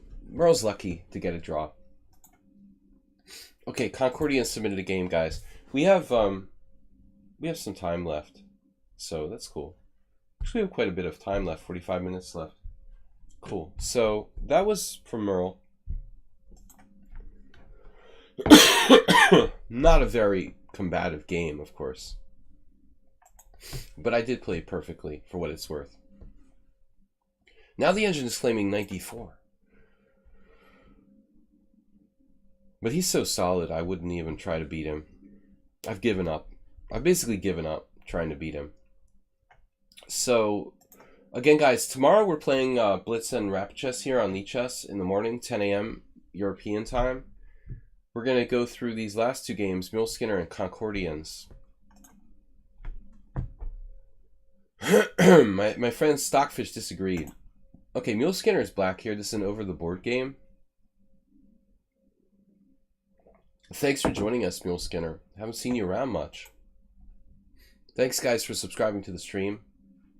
I hope the analysis is worthwhile. I try to make even the boring draws interesting, as we saw last game. Ah, the French defense. We love the French defense here. E takes d5. Oh, no. The exchange variation. Groan. Merle's happy. He's like, yes, another draw. All right. Pawnda cam is frozen. Yes, they're not that immobile. But I'm afraid to turn it off or we'll lose it altogether. More boring chess. Take with the queen, man. Seriously. Some people actually took with the queen. Who had the guts? Nakamura. Alexeyev. Nakamura did it twice. I mean, that shows some character, right? Renier Gonzalez played it against Nakamura. He took with the queen. Seriously, man. Get some guts. The exchange variation to play for a draw. You deserve to lose if your opponent plays queen takes d5. Good for them. George Meyer did it against Vichukov and Drew. That's a little bit over the top, George Meyer. Actually, that was way back in 2007 when George Meyer was 2506. And he voluntarily played this move against Vichukov.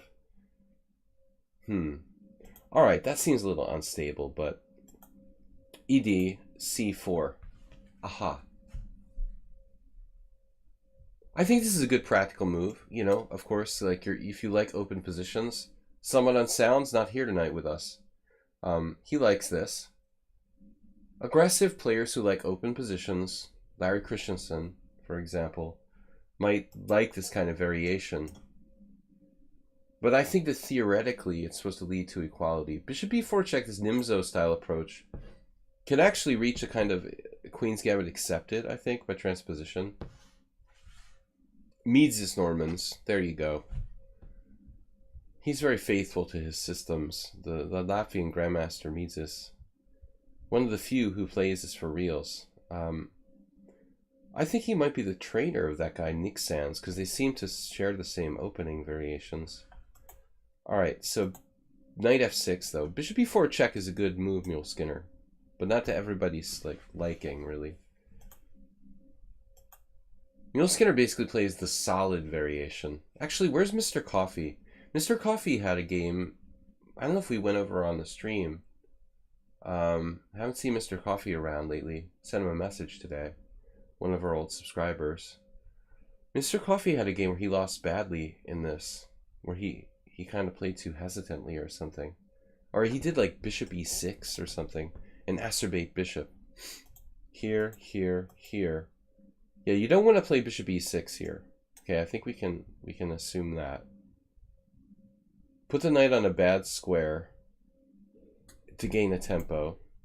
We're not happy to put our knight on b6, kids. But it's a free move, so we'll take it.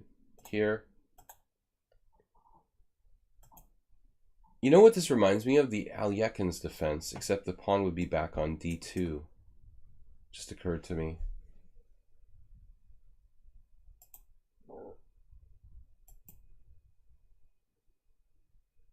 Now, white clearly played knight e2 to avert getting pinned with bishop g4.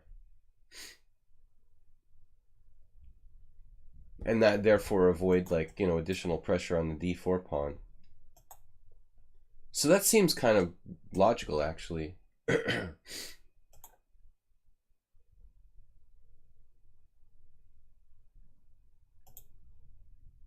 Well, I mean, I don't honestly like knight d7, but it doesn't seem that bad. I think the main thing for me is what's our plan? Knight f6. Normally, I would have a problem with that. Knight d7, knight f6, because white would be plopping a knight on f3 to e5, where it would put really strong pressure on f7. But it kind of seems like maybe his plan is not so stupid.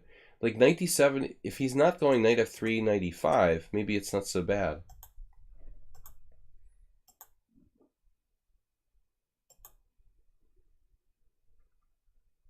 And then this move is kind of random. We know that the bishop on f4 is typically not really well placed in an IQP type position. Plus it's going to be a tempo when the knight hits d5.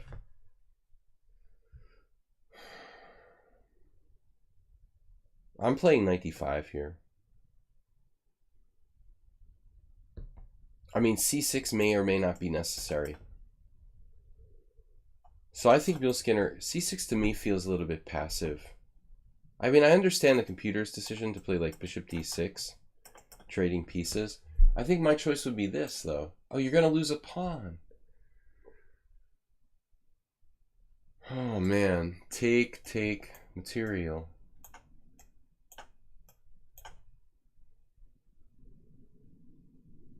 It's like a sort of Petrov variation where you sack a pawn to get the bishop pair. You have enough compensation for the pawn. But it's only a draw. You know, that would be this. Okay.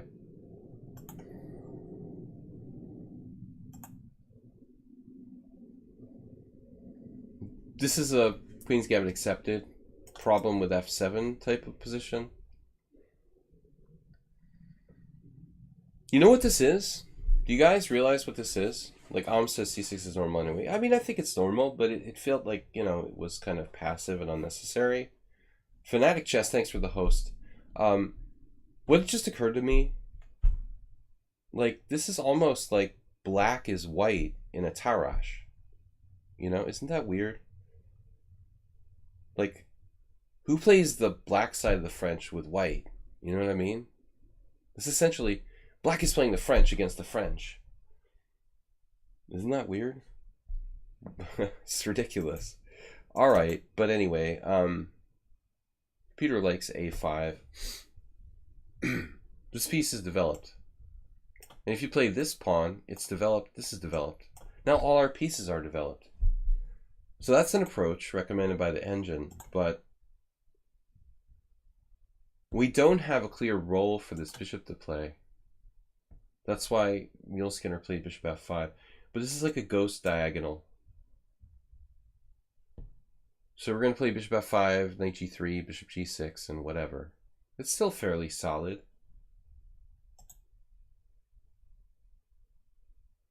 a5 is an engine move. No one normal plays that way. I don't know. You know, I mean, I feel like it's a normal space grab, honestly.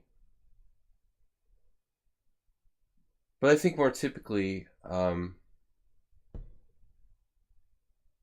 dude, if you look at games where, like, Wolfgang Ullmann played the black side of the Tarash against Karpov, he was probably playing, like, he was playing a5 with black, and then Karpov was, like, responding with a4.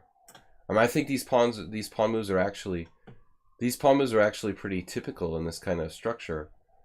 Although in the Karpov Ullmann, you know, it was like Ullmann ran out of things to do, so he just like started trying to chase Karpov's knight on b3. It kind of makes more sense, honestly, if it's like white playing it to attack the knight on b6, essentially. I can understand that, you don't want to weaken your position, but you kind of run out of things to do. I don't really like bishop f5, but I guess here in this particular position it's okay. You know, there's nothing particularly wrong with it, but I feel like it a little bit feels like you're developing a piece. It's just like white. You're like developing a piece for the sake of developing it, you know, without any plan whatsoever. It's just sitting out there in an exposed position where it can get hit by knight g3. But now it's like a little ridiculous. Like white plays h4. I mean, this is coffee house. Pawnda likes it. Pawnda's second really exciting moment of the day. Oh, h4.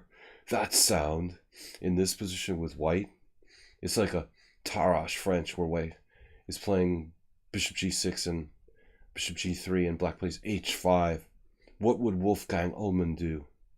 Like, Wolfgang Ullmann would like definitely play h4, h5 against Karpov. This is absurd, you know what I mean? Like, what?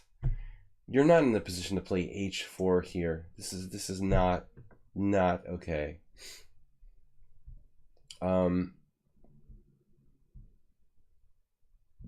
Yeah, I think you got to do h6, I guess. The super coffee house now, h4, weakening your own position. h6, h5. This is not the Caro-Kann, okay? Here, bishop e5. The best you could do. So this is an over-the-board game, by the way, not a live game, not an online game. Dude, you see? You run out of things to do.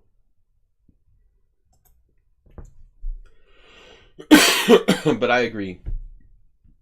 I think white was focusing on a kingside attack in a kind of inappropriate style position. But hypothetically, he's trading pieces when he's supposed to be attacking. I mean, he's like playing h4, h5. Next thing you know, he's trading pieces.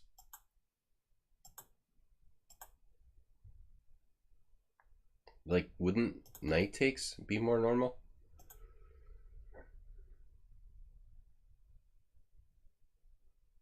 You just weakened your kingside with white. Why do you want to trade more pieces? I guess he views this as a defender of black's kingside, though. Maybe there's something to that. White's got this very kind of one-dimensional view of the game where it's just about attacking black's kingside.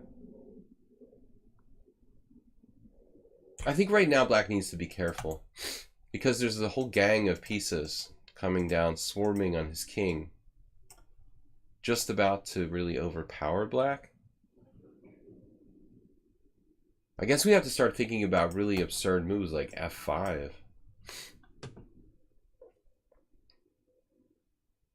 I feel like black's position is sound, but at the same time there's these irrational attacking threats. You're going to have to be careful now.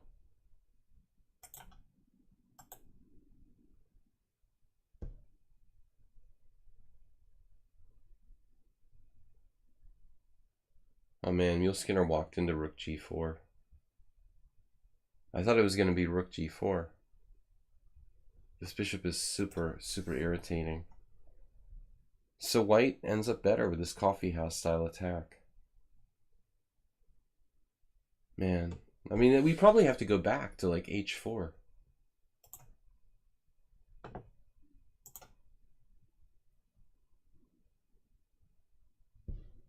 Stockfish actually likes h5 better, and it says white is slightly better. This Pawnda attack is actually sound. Wow. That's incredible. I mean, it looks like ridiculously coffee house. But the engine thinks that this is actually valid. You could consider h5, obviously weakening.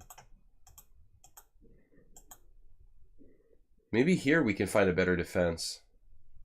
Maybe you go back with knight on b6 to d7, try to trade it off. How about this moment where you played a5? It looks like a5 was, like Am said, not so much weakening, but I think it's more of like a loss of time. Possibly. Underestimating white's attacking chances. Now it's getting a little bit annoying. Again, it's probably not too late to play like knight d5 or knight d7. You have rook a5 for whatever that's worth defensively. Maybe that's not such a stupid move, like right now.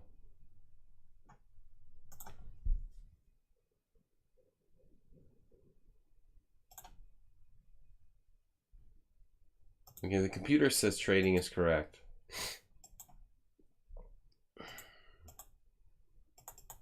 Do we have to exchange on e4 though, and bring the white rook into the game? Feels like black has other options. I don't like f5 because it gives up the e5 square forever.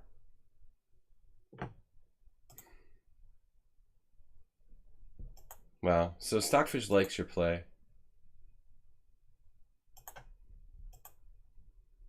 Now f6 apparently was like only move. It didn't occur to me at all. Wow.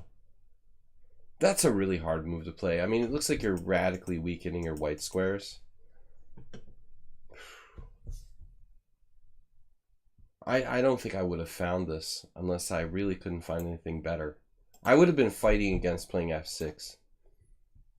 But at the end of the day, I mean, it's like g7 is just really, really weak.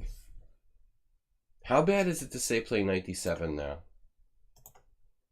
Wow. Check this out.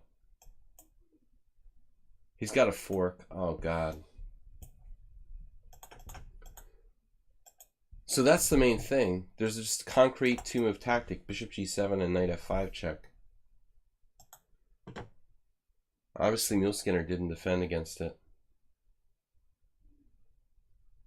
And white missed it too. Bishop g7 winning immediately. I mean, actually, f5 might not be that bad at this point. Like, we could just say, okay, whatever. f5, rook f4, we lose f5. Maybe it is a problem now. It may be too late for f5. So you still have to play f6. It's a very ugly move, but he found it. Credit to Muleskinner. This is like only move, apparently. f5 is okay, but it's too late. Just, you lose the f5 pawn. Okay.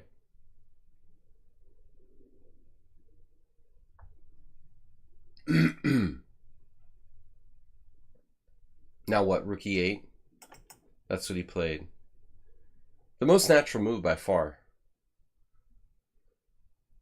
White's going to double on the file. He should double on the file. The engine said you should play f5 now. Now there's no rook f4. And if rook e5, you can play bishop d6.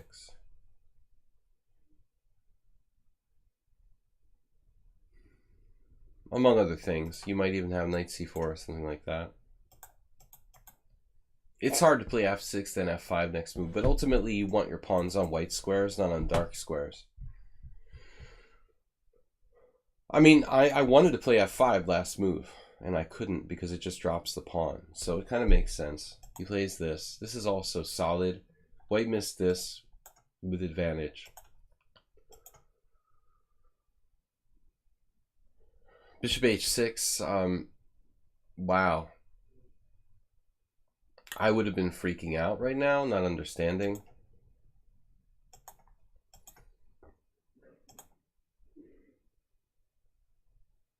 Can we play bishop f8? Then there's rook g4 check, rook g6, I assume.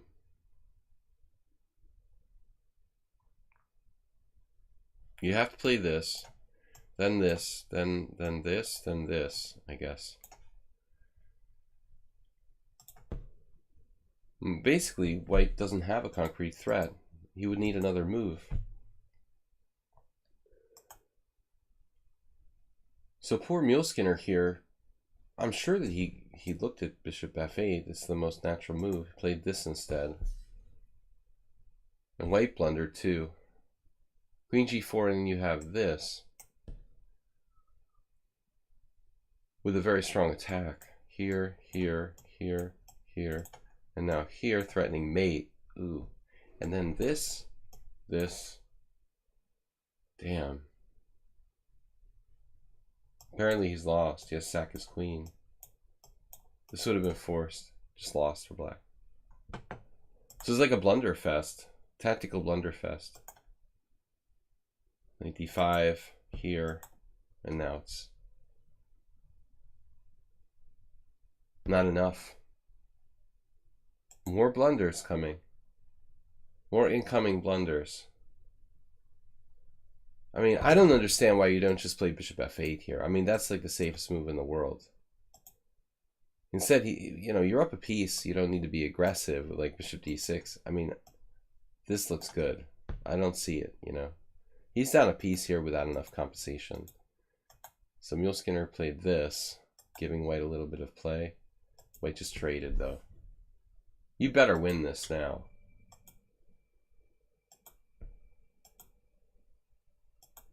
I mean, the knight is worth 4 points of material at least.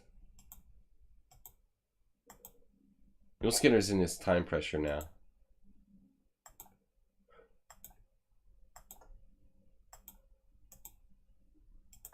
This is all time pressure. You can't mess this up now.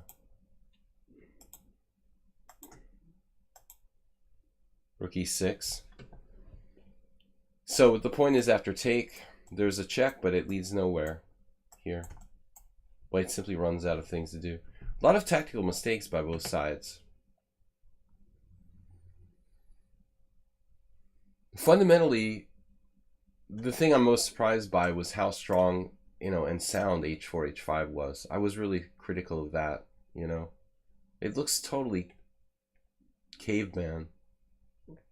I mean, in the closed position, you can do stuff like h4, but it seems to me this is kind of an open game,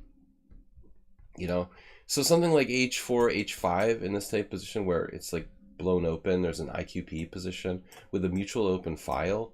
I mean, you don't see like h4, h5 in the exchange French very often when the sides are castled on the same side. I was very skeptical when white played h4. But if you want my first reaction, Never Otter, even thank you for the donation, 200 bits. Pawnda was right, but I don't like bishop f5. You know what, guys? I mean, Muleskinner, let's take away something from this position. This knight is not well placed. So, I feel like you're enabling him a little bit when you go like bishop f5. You kind of asked for it. If you wanted to do what you did, like when shot me down, but I mean, I'm serious. I think if you want to play a5 the way you played it in the game, then you should play it like straight away here. Rather than playing bishop f5 and like giving him a tempo to put his knight on a square like g3, we should go a5 right away. The Stockfish says it's the best move. No joke. No joke, chess. But no joke, a5 is the best move. Shot me down. But you're developing a piece. You're developing your rook from its original square. And as we said, the bishop is already developed from its original square on c8. I mean, we're done our development. I mean, when we play a5, we just developed our last piece, And Stockfish says that white is better here. It's probably right, a5, a3, white has like a microscopic edge. But the question is now what to do. Because like rook e8, you're creeped out by the weakness of f7. I mean, I'd like to play rook e8, but at the back of your mind, you're always like, I'm a little scared about f7. We could be like Mikhail Botvinnik and play bishop e6. But if I want to do that, then I'll do it without a5. Then maybe Alm's suggestion, you know, leave the pawn on a7. We'd be like Botvinnik, bishop e6, f e6. But Soviet Championship, 1943.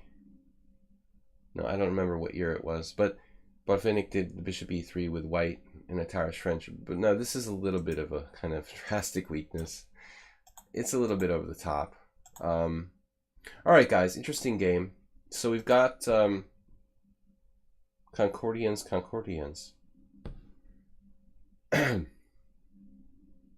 Actually, this is the right study. A simple approach for black opening, a victory in this case, without any real plan. All right, fighting with your back against the wall. Actually, this is the right study, with black. Ultra analysis. Don't forget, bishops can be developed from their original squares. You don't have to play bishop f5 for the sake of developing the piece, you know. The main thing about a5, why do we have to move the bishop from c8? Because, well, we have to get our rook in the game, connect the pieces. But if you play a5, a4, rook a5, you can develop your rook laterally. Maybe you don't need to play the bishop anywhere. Be creative. d4, d5. Okay, so the white played e3. I mean, e3 is kind of an interesting move because he could still play c4 and kind of go into a type of Queen's Gambit structure. Though most people won't do that after playing e3. The Pawndas are waving. Hey.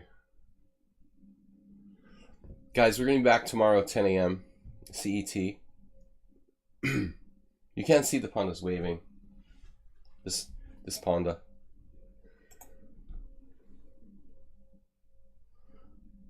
You're seeing double. Pawnda's in 2 dimensions. Alright. Anyway, e3 is a passive move. And Concordians, if you want to be aggressive here with black, my advice, anytime white plays kind of passive setup, you can take the initiative, but it would kind of be better if you're a d4 player. If you're a d4 player, you can treat the position like you're white in a Queen's Gambit and play c5. This is actually the sharpest way to play. Take the initiative, pretend you're white, and play c5. I'm playing the Queen's Gambit, okay? Akiba Rubinstein spent years analyzing this position, apparently. But I think that's a little bit of a different story. All right, e3, c5. But he played e6. I don't really like e6. I mean, it seems to me we're almost always going to play knight f6. I would argue the same with white. Why do we need to restrict our options by playing e6 so early? But if you have something specific in mind, so e6, just remember, your bishop's, it's an angry piece. So e6, knight d2. Now that's a weird move, right?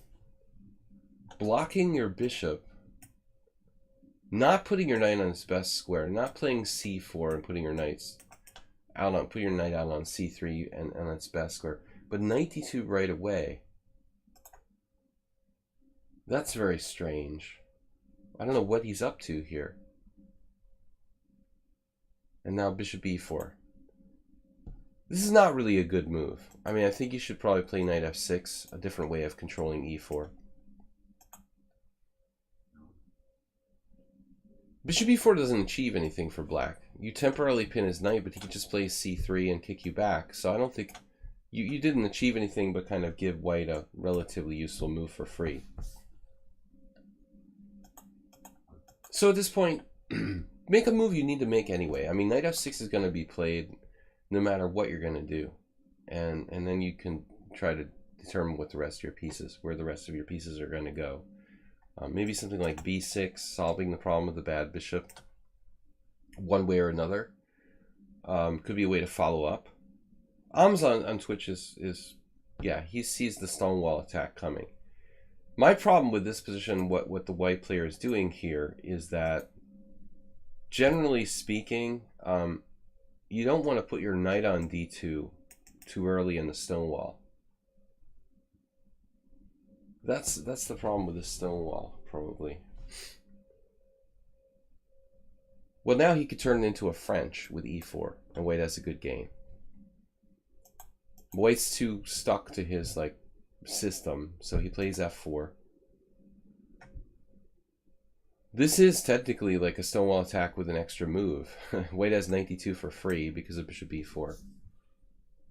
Even so, Stockfish likes black. Well, I don't know. I mean, b6 with the idea of bishop a6 isn't going to be possible right away because of bishop takes a6, knight takes a6, queen a4 check, winning a piece. The strategic idea of bishop a6 is a good one, though.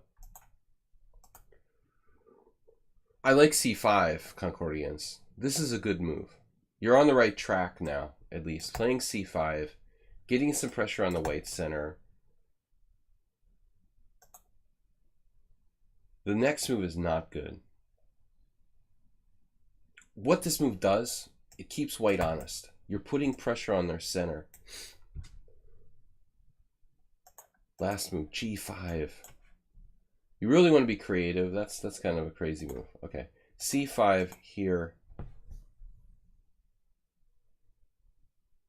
I don't think you have too many options. I mean, knight c6 or knight f6. That's about it. Oh, as the engine is pointing out, you could try to take here. This is interesting. Another problem with the knight on d2. Dun dun dun. Now we know why white doesn't put the knight on d2 necessarily too early in the stone wall. Because the pawn at f4 is not protected.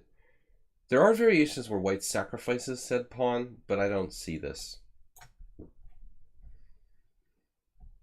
I don't see this being a realistic possibility, just losing a pawn, you know, for some kind of vague compensation. This is not an optimal stone wall with a knight on d2. It usually waits on b1, and the bishop goes like bishop d2, bishop b1, bishop out, like that. You know, that's the classic kind of Botvinnik stone wall. Or white can play like b3, bishop b2, Magnus Carlsen. But this move is bad. This is fundamentally bad. You're taking the pressure off of white's center. And when you go c4, you're like, okay, I'll take the pressure off your center. Now you can just crack my whole position with e4. And he doesn't have anything to worry about because there's no pressure on d4. You're saying, okay, go ahead and destroy my center. He plays the second best move, probably. I mean, I think that e4... but e4 and bishop f4, you still have that. All right, never mind.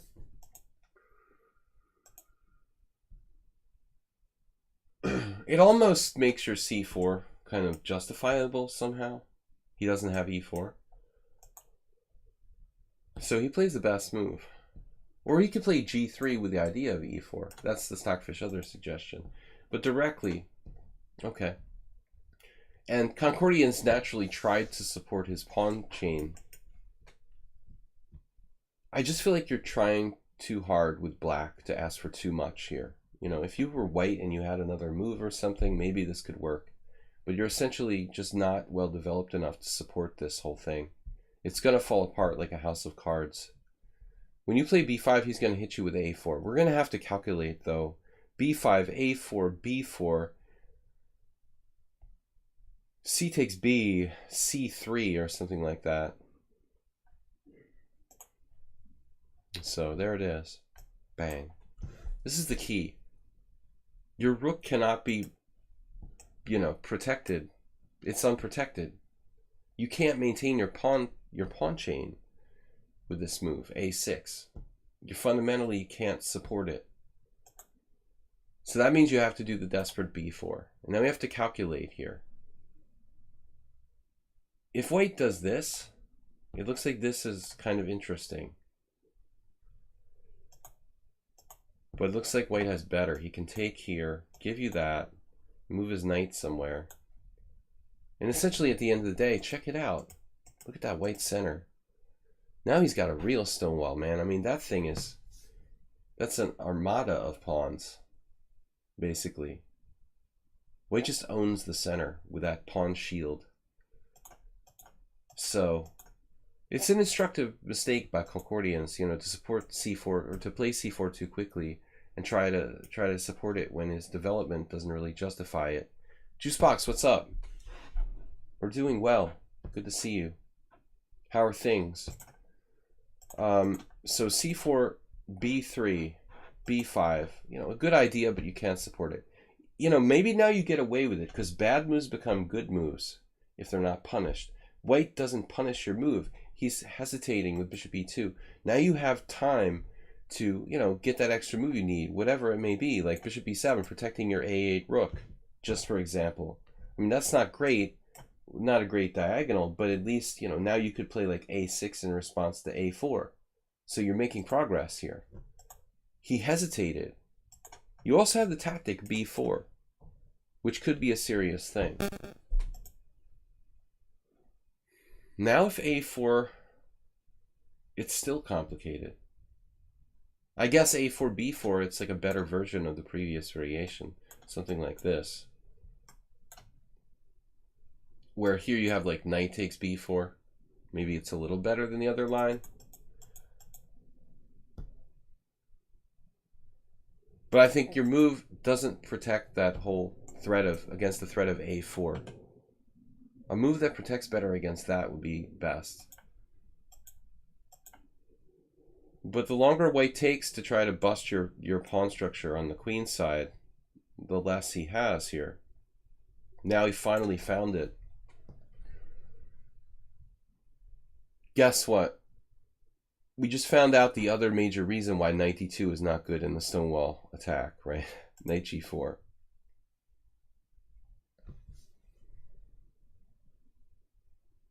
The classic. Nefedov yesterday lost to me. He tried to play the Stonewall Dutch in an offhand game. In the pub, we were drinking a couple beers. Nefedov tried to play the Stonewall Dutch type of structure. And he did like knight d7, and I went knight e6, knight g5, knight e6, and he resigned. It's basically the same thing. That's why knight d7 is never played in the Stonewall. There's no way to protect the e3 square. Now apparently the computer says that white here should take here. Basically give up the rook with knight takes here, queen e1. But honestly, this is kind of a chaotic, very, very complicated situation. I mean, you could take the rook, you could play knight c2, you could move your knight. I have no idea. It's chaos for both sides. But I think the Concordians play, other than playing c4 too early, it's been all right. Here, good strategic move by white, but hey, man, you know.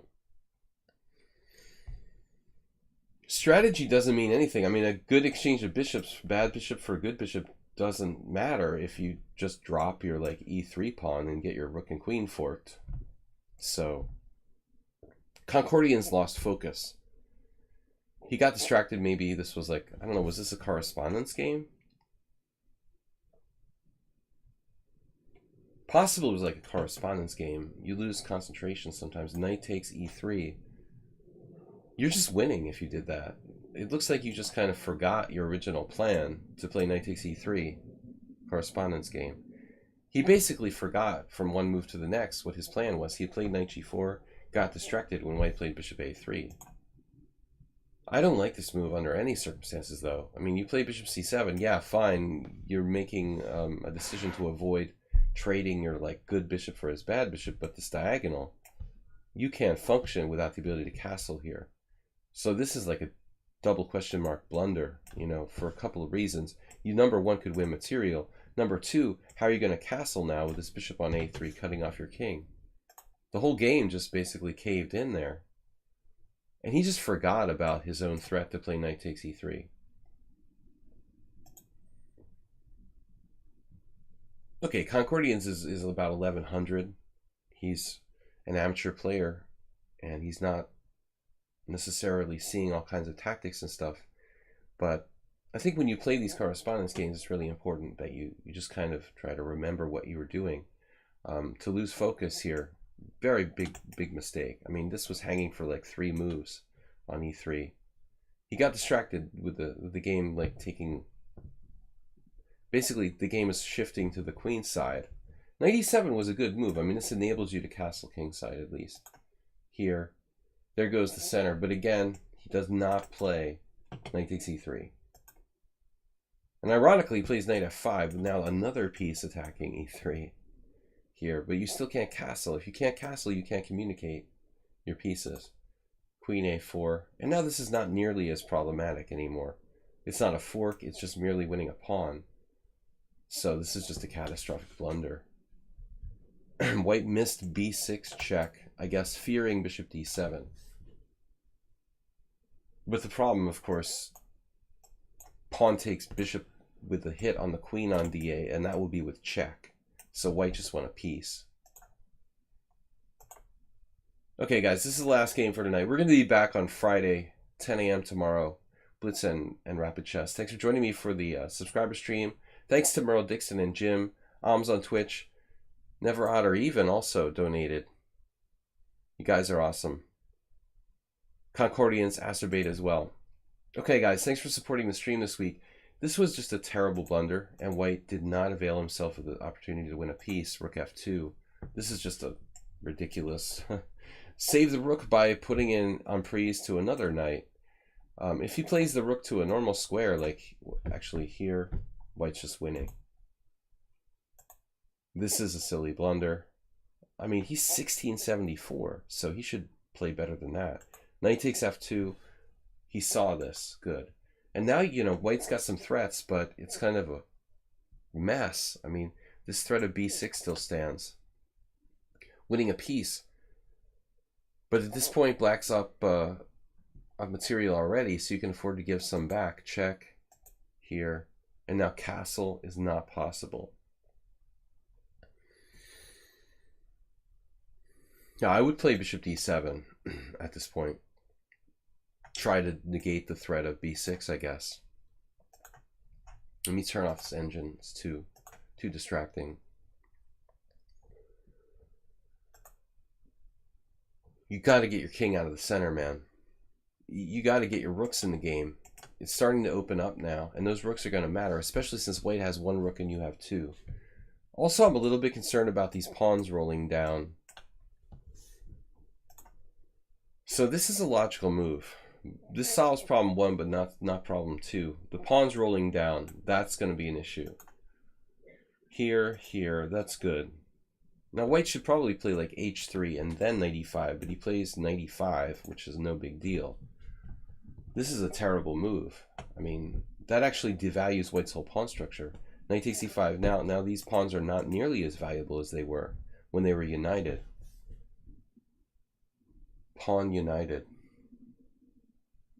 So suddenly, it's 6 pawns each. White is down the exchange. I'm starting to like black here. Castle, it's only move 21. Why not castle? It's not a world record, but it's close. Castles, queen d1. This pawn is getting very, very lonely. This pawn is lonely. If those fall, white's whole position falls apart. So I don't mind f6, but I was thinking like queen c7. I guess c6. Not a big deal though. Probably queen d4. And white tries to hang on to all his pawns. Instead, f6 is a reasonable move to destroy. I like your motivation. You know, destroying that pawn is not a bad plan. These pawns remain kind of dangerous. He tries to maintain his center. Okay, take here. Watch out. But I agree. Queen is well placed there. Now e5. We're rolling. Concordians here play queen a5. It's an interesting move, trying to use some tactical resources, but I think that e5 to me, liberating this bishop on c8, maybe out. Looks like our best hope. That's been shut in the whole game. Queen a5 is always bad. Sadly, white could play like bishop b2, but maybe this is actually good. We can play this and then play queen c7, except for that loses a queen. Nope. Unfortunately, you have to go like straight back. So essentially your move is like a draw for at best. After queen e8, white could repeat position with like bishop a3. At the very least, he plays b6 here. What about this? Yep, he's asking you the same question. Yeah, but I mean, okay, this is not the end of the world. This is the end of the world. If these pawns come down any further, we're going to lose the game. So actually, I don't mind the way Concordians like gave up his e6 pawn. This pawn is probably not that important. You knock out this pawn, that's kind of important. Okay, you don't pin yourself. This is a very bad move. You got to play king h8. You can't be putting your pieces, you know, into pins. This is a dangerous mechanism. No. I don't like rook f7. It's a bad idea. How bad is the position after king h8? Computer says you're winning. Well, the computer says you're winning after rook f7 too, but I don't want to do that to myself. Don't immobilize your own pieces whenever it's possible to avoid it. This is a serious inaccuracy. Rook a8. Okay, bishop a8. C takes b6. Still a dangerous pawn, right? I would fix it. Bishop b7. Fundamental blockade. Although it's not going anywhere, is it? So your move's actually alright. Trading queens. Kill the attack. This pawn is not going anywhere. It's not going to be easy to win this endgame, but you're up a full exchange. It should be winning. Well, you will be if you pick that off. Okay. Here. That's a good move by white. Bishop g4. Huh. What are we supposed to do now? I mean, how about... It's kind of weird, but I was going to suggest like king f8. That almost looks crazy. Okay, this is a strong move. You've got queen f2. Except you're going to get mated on the back rank. Concordians, it's never been an issue, right? Back rank mate. Sound familiar? Oh, man. What was the last position? Looking for tactics. You almost have something here. Just doesn't quite work. Here. Oh, he had that? Oh, I missed this move. Damn it. I didn't see he could go there. That's so aggravating. I thought he had to play king h1. But you have bishop g5. So, bishop g5, if queen e8 check, rook f8, bishop e6 check, king h8, and white resigns. That would be a good thing. So can white do better after bishop g5? He has a check on c8, trading queens. That's lost. He has bishop c1, which looks like the only way to continue the game. Apparently white is lost. Bishop c1, d4. So, verifying there. g6 was a little too hesitant, though maybe it's good enough.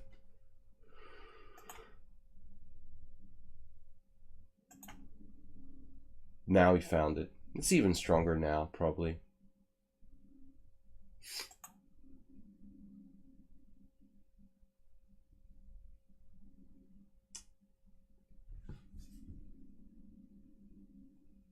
It's such a pity we don't have king g7. I mean, do we? King g7 is kind of weird to allow the c4.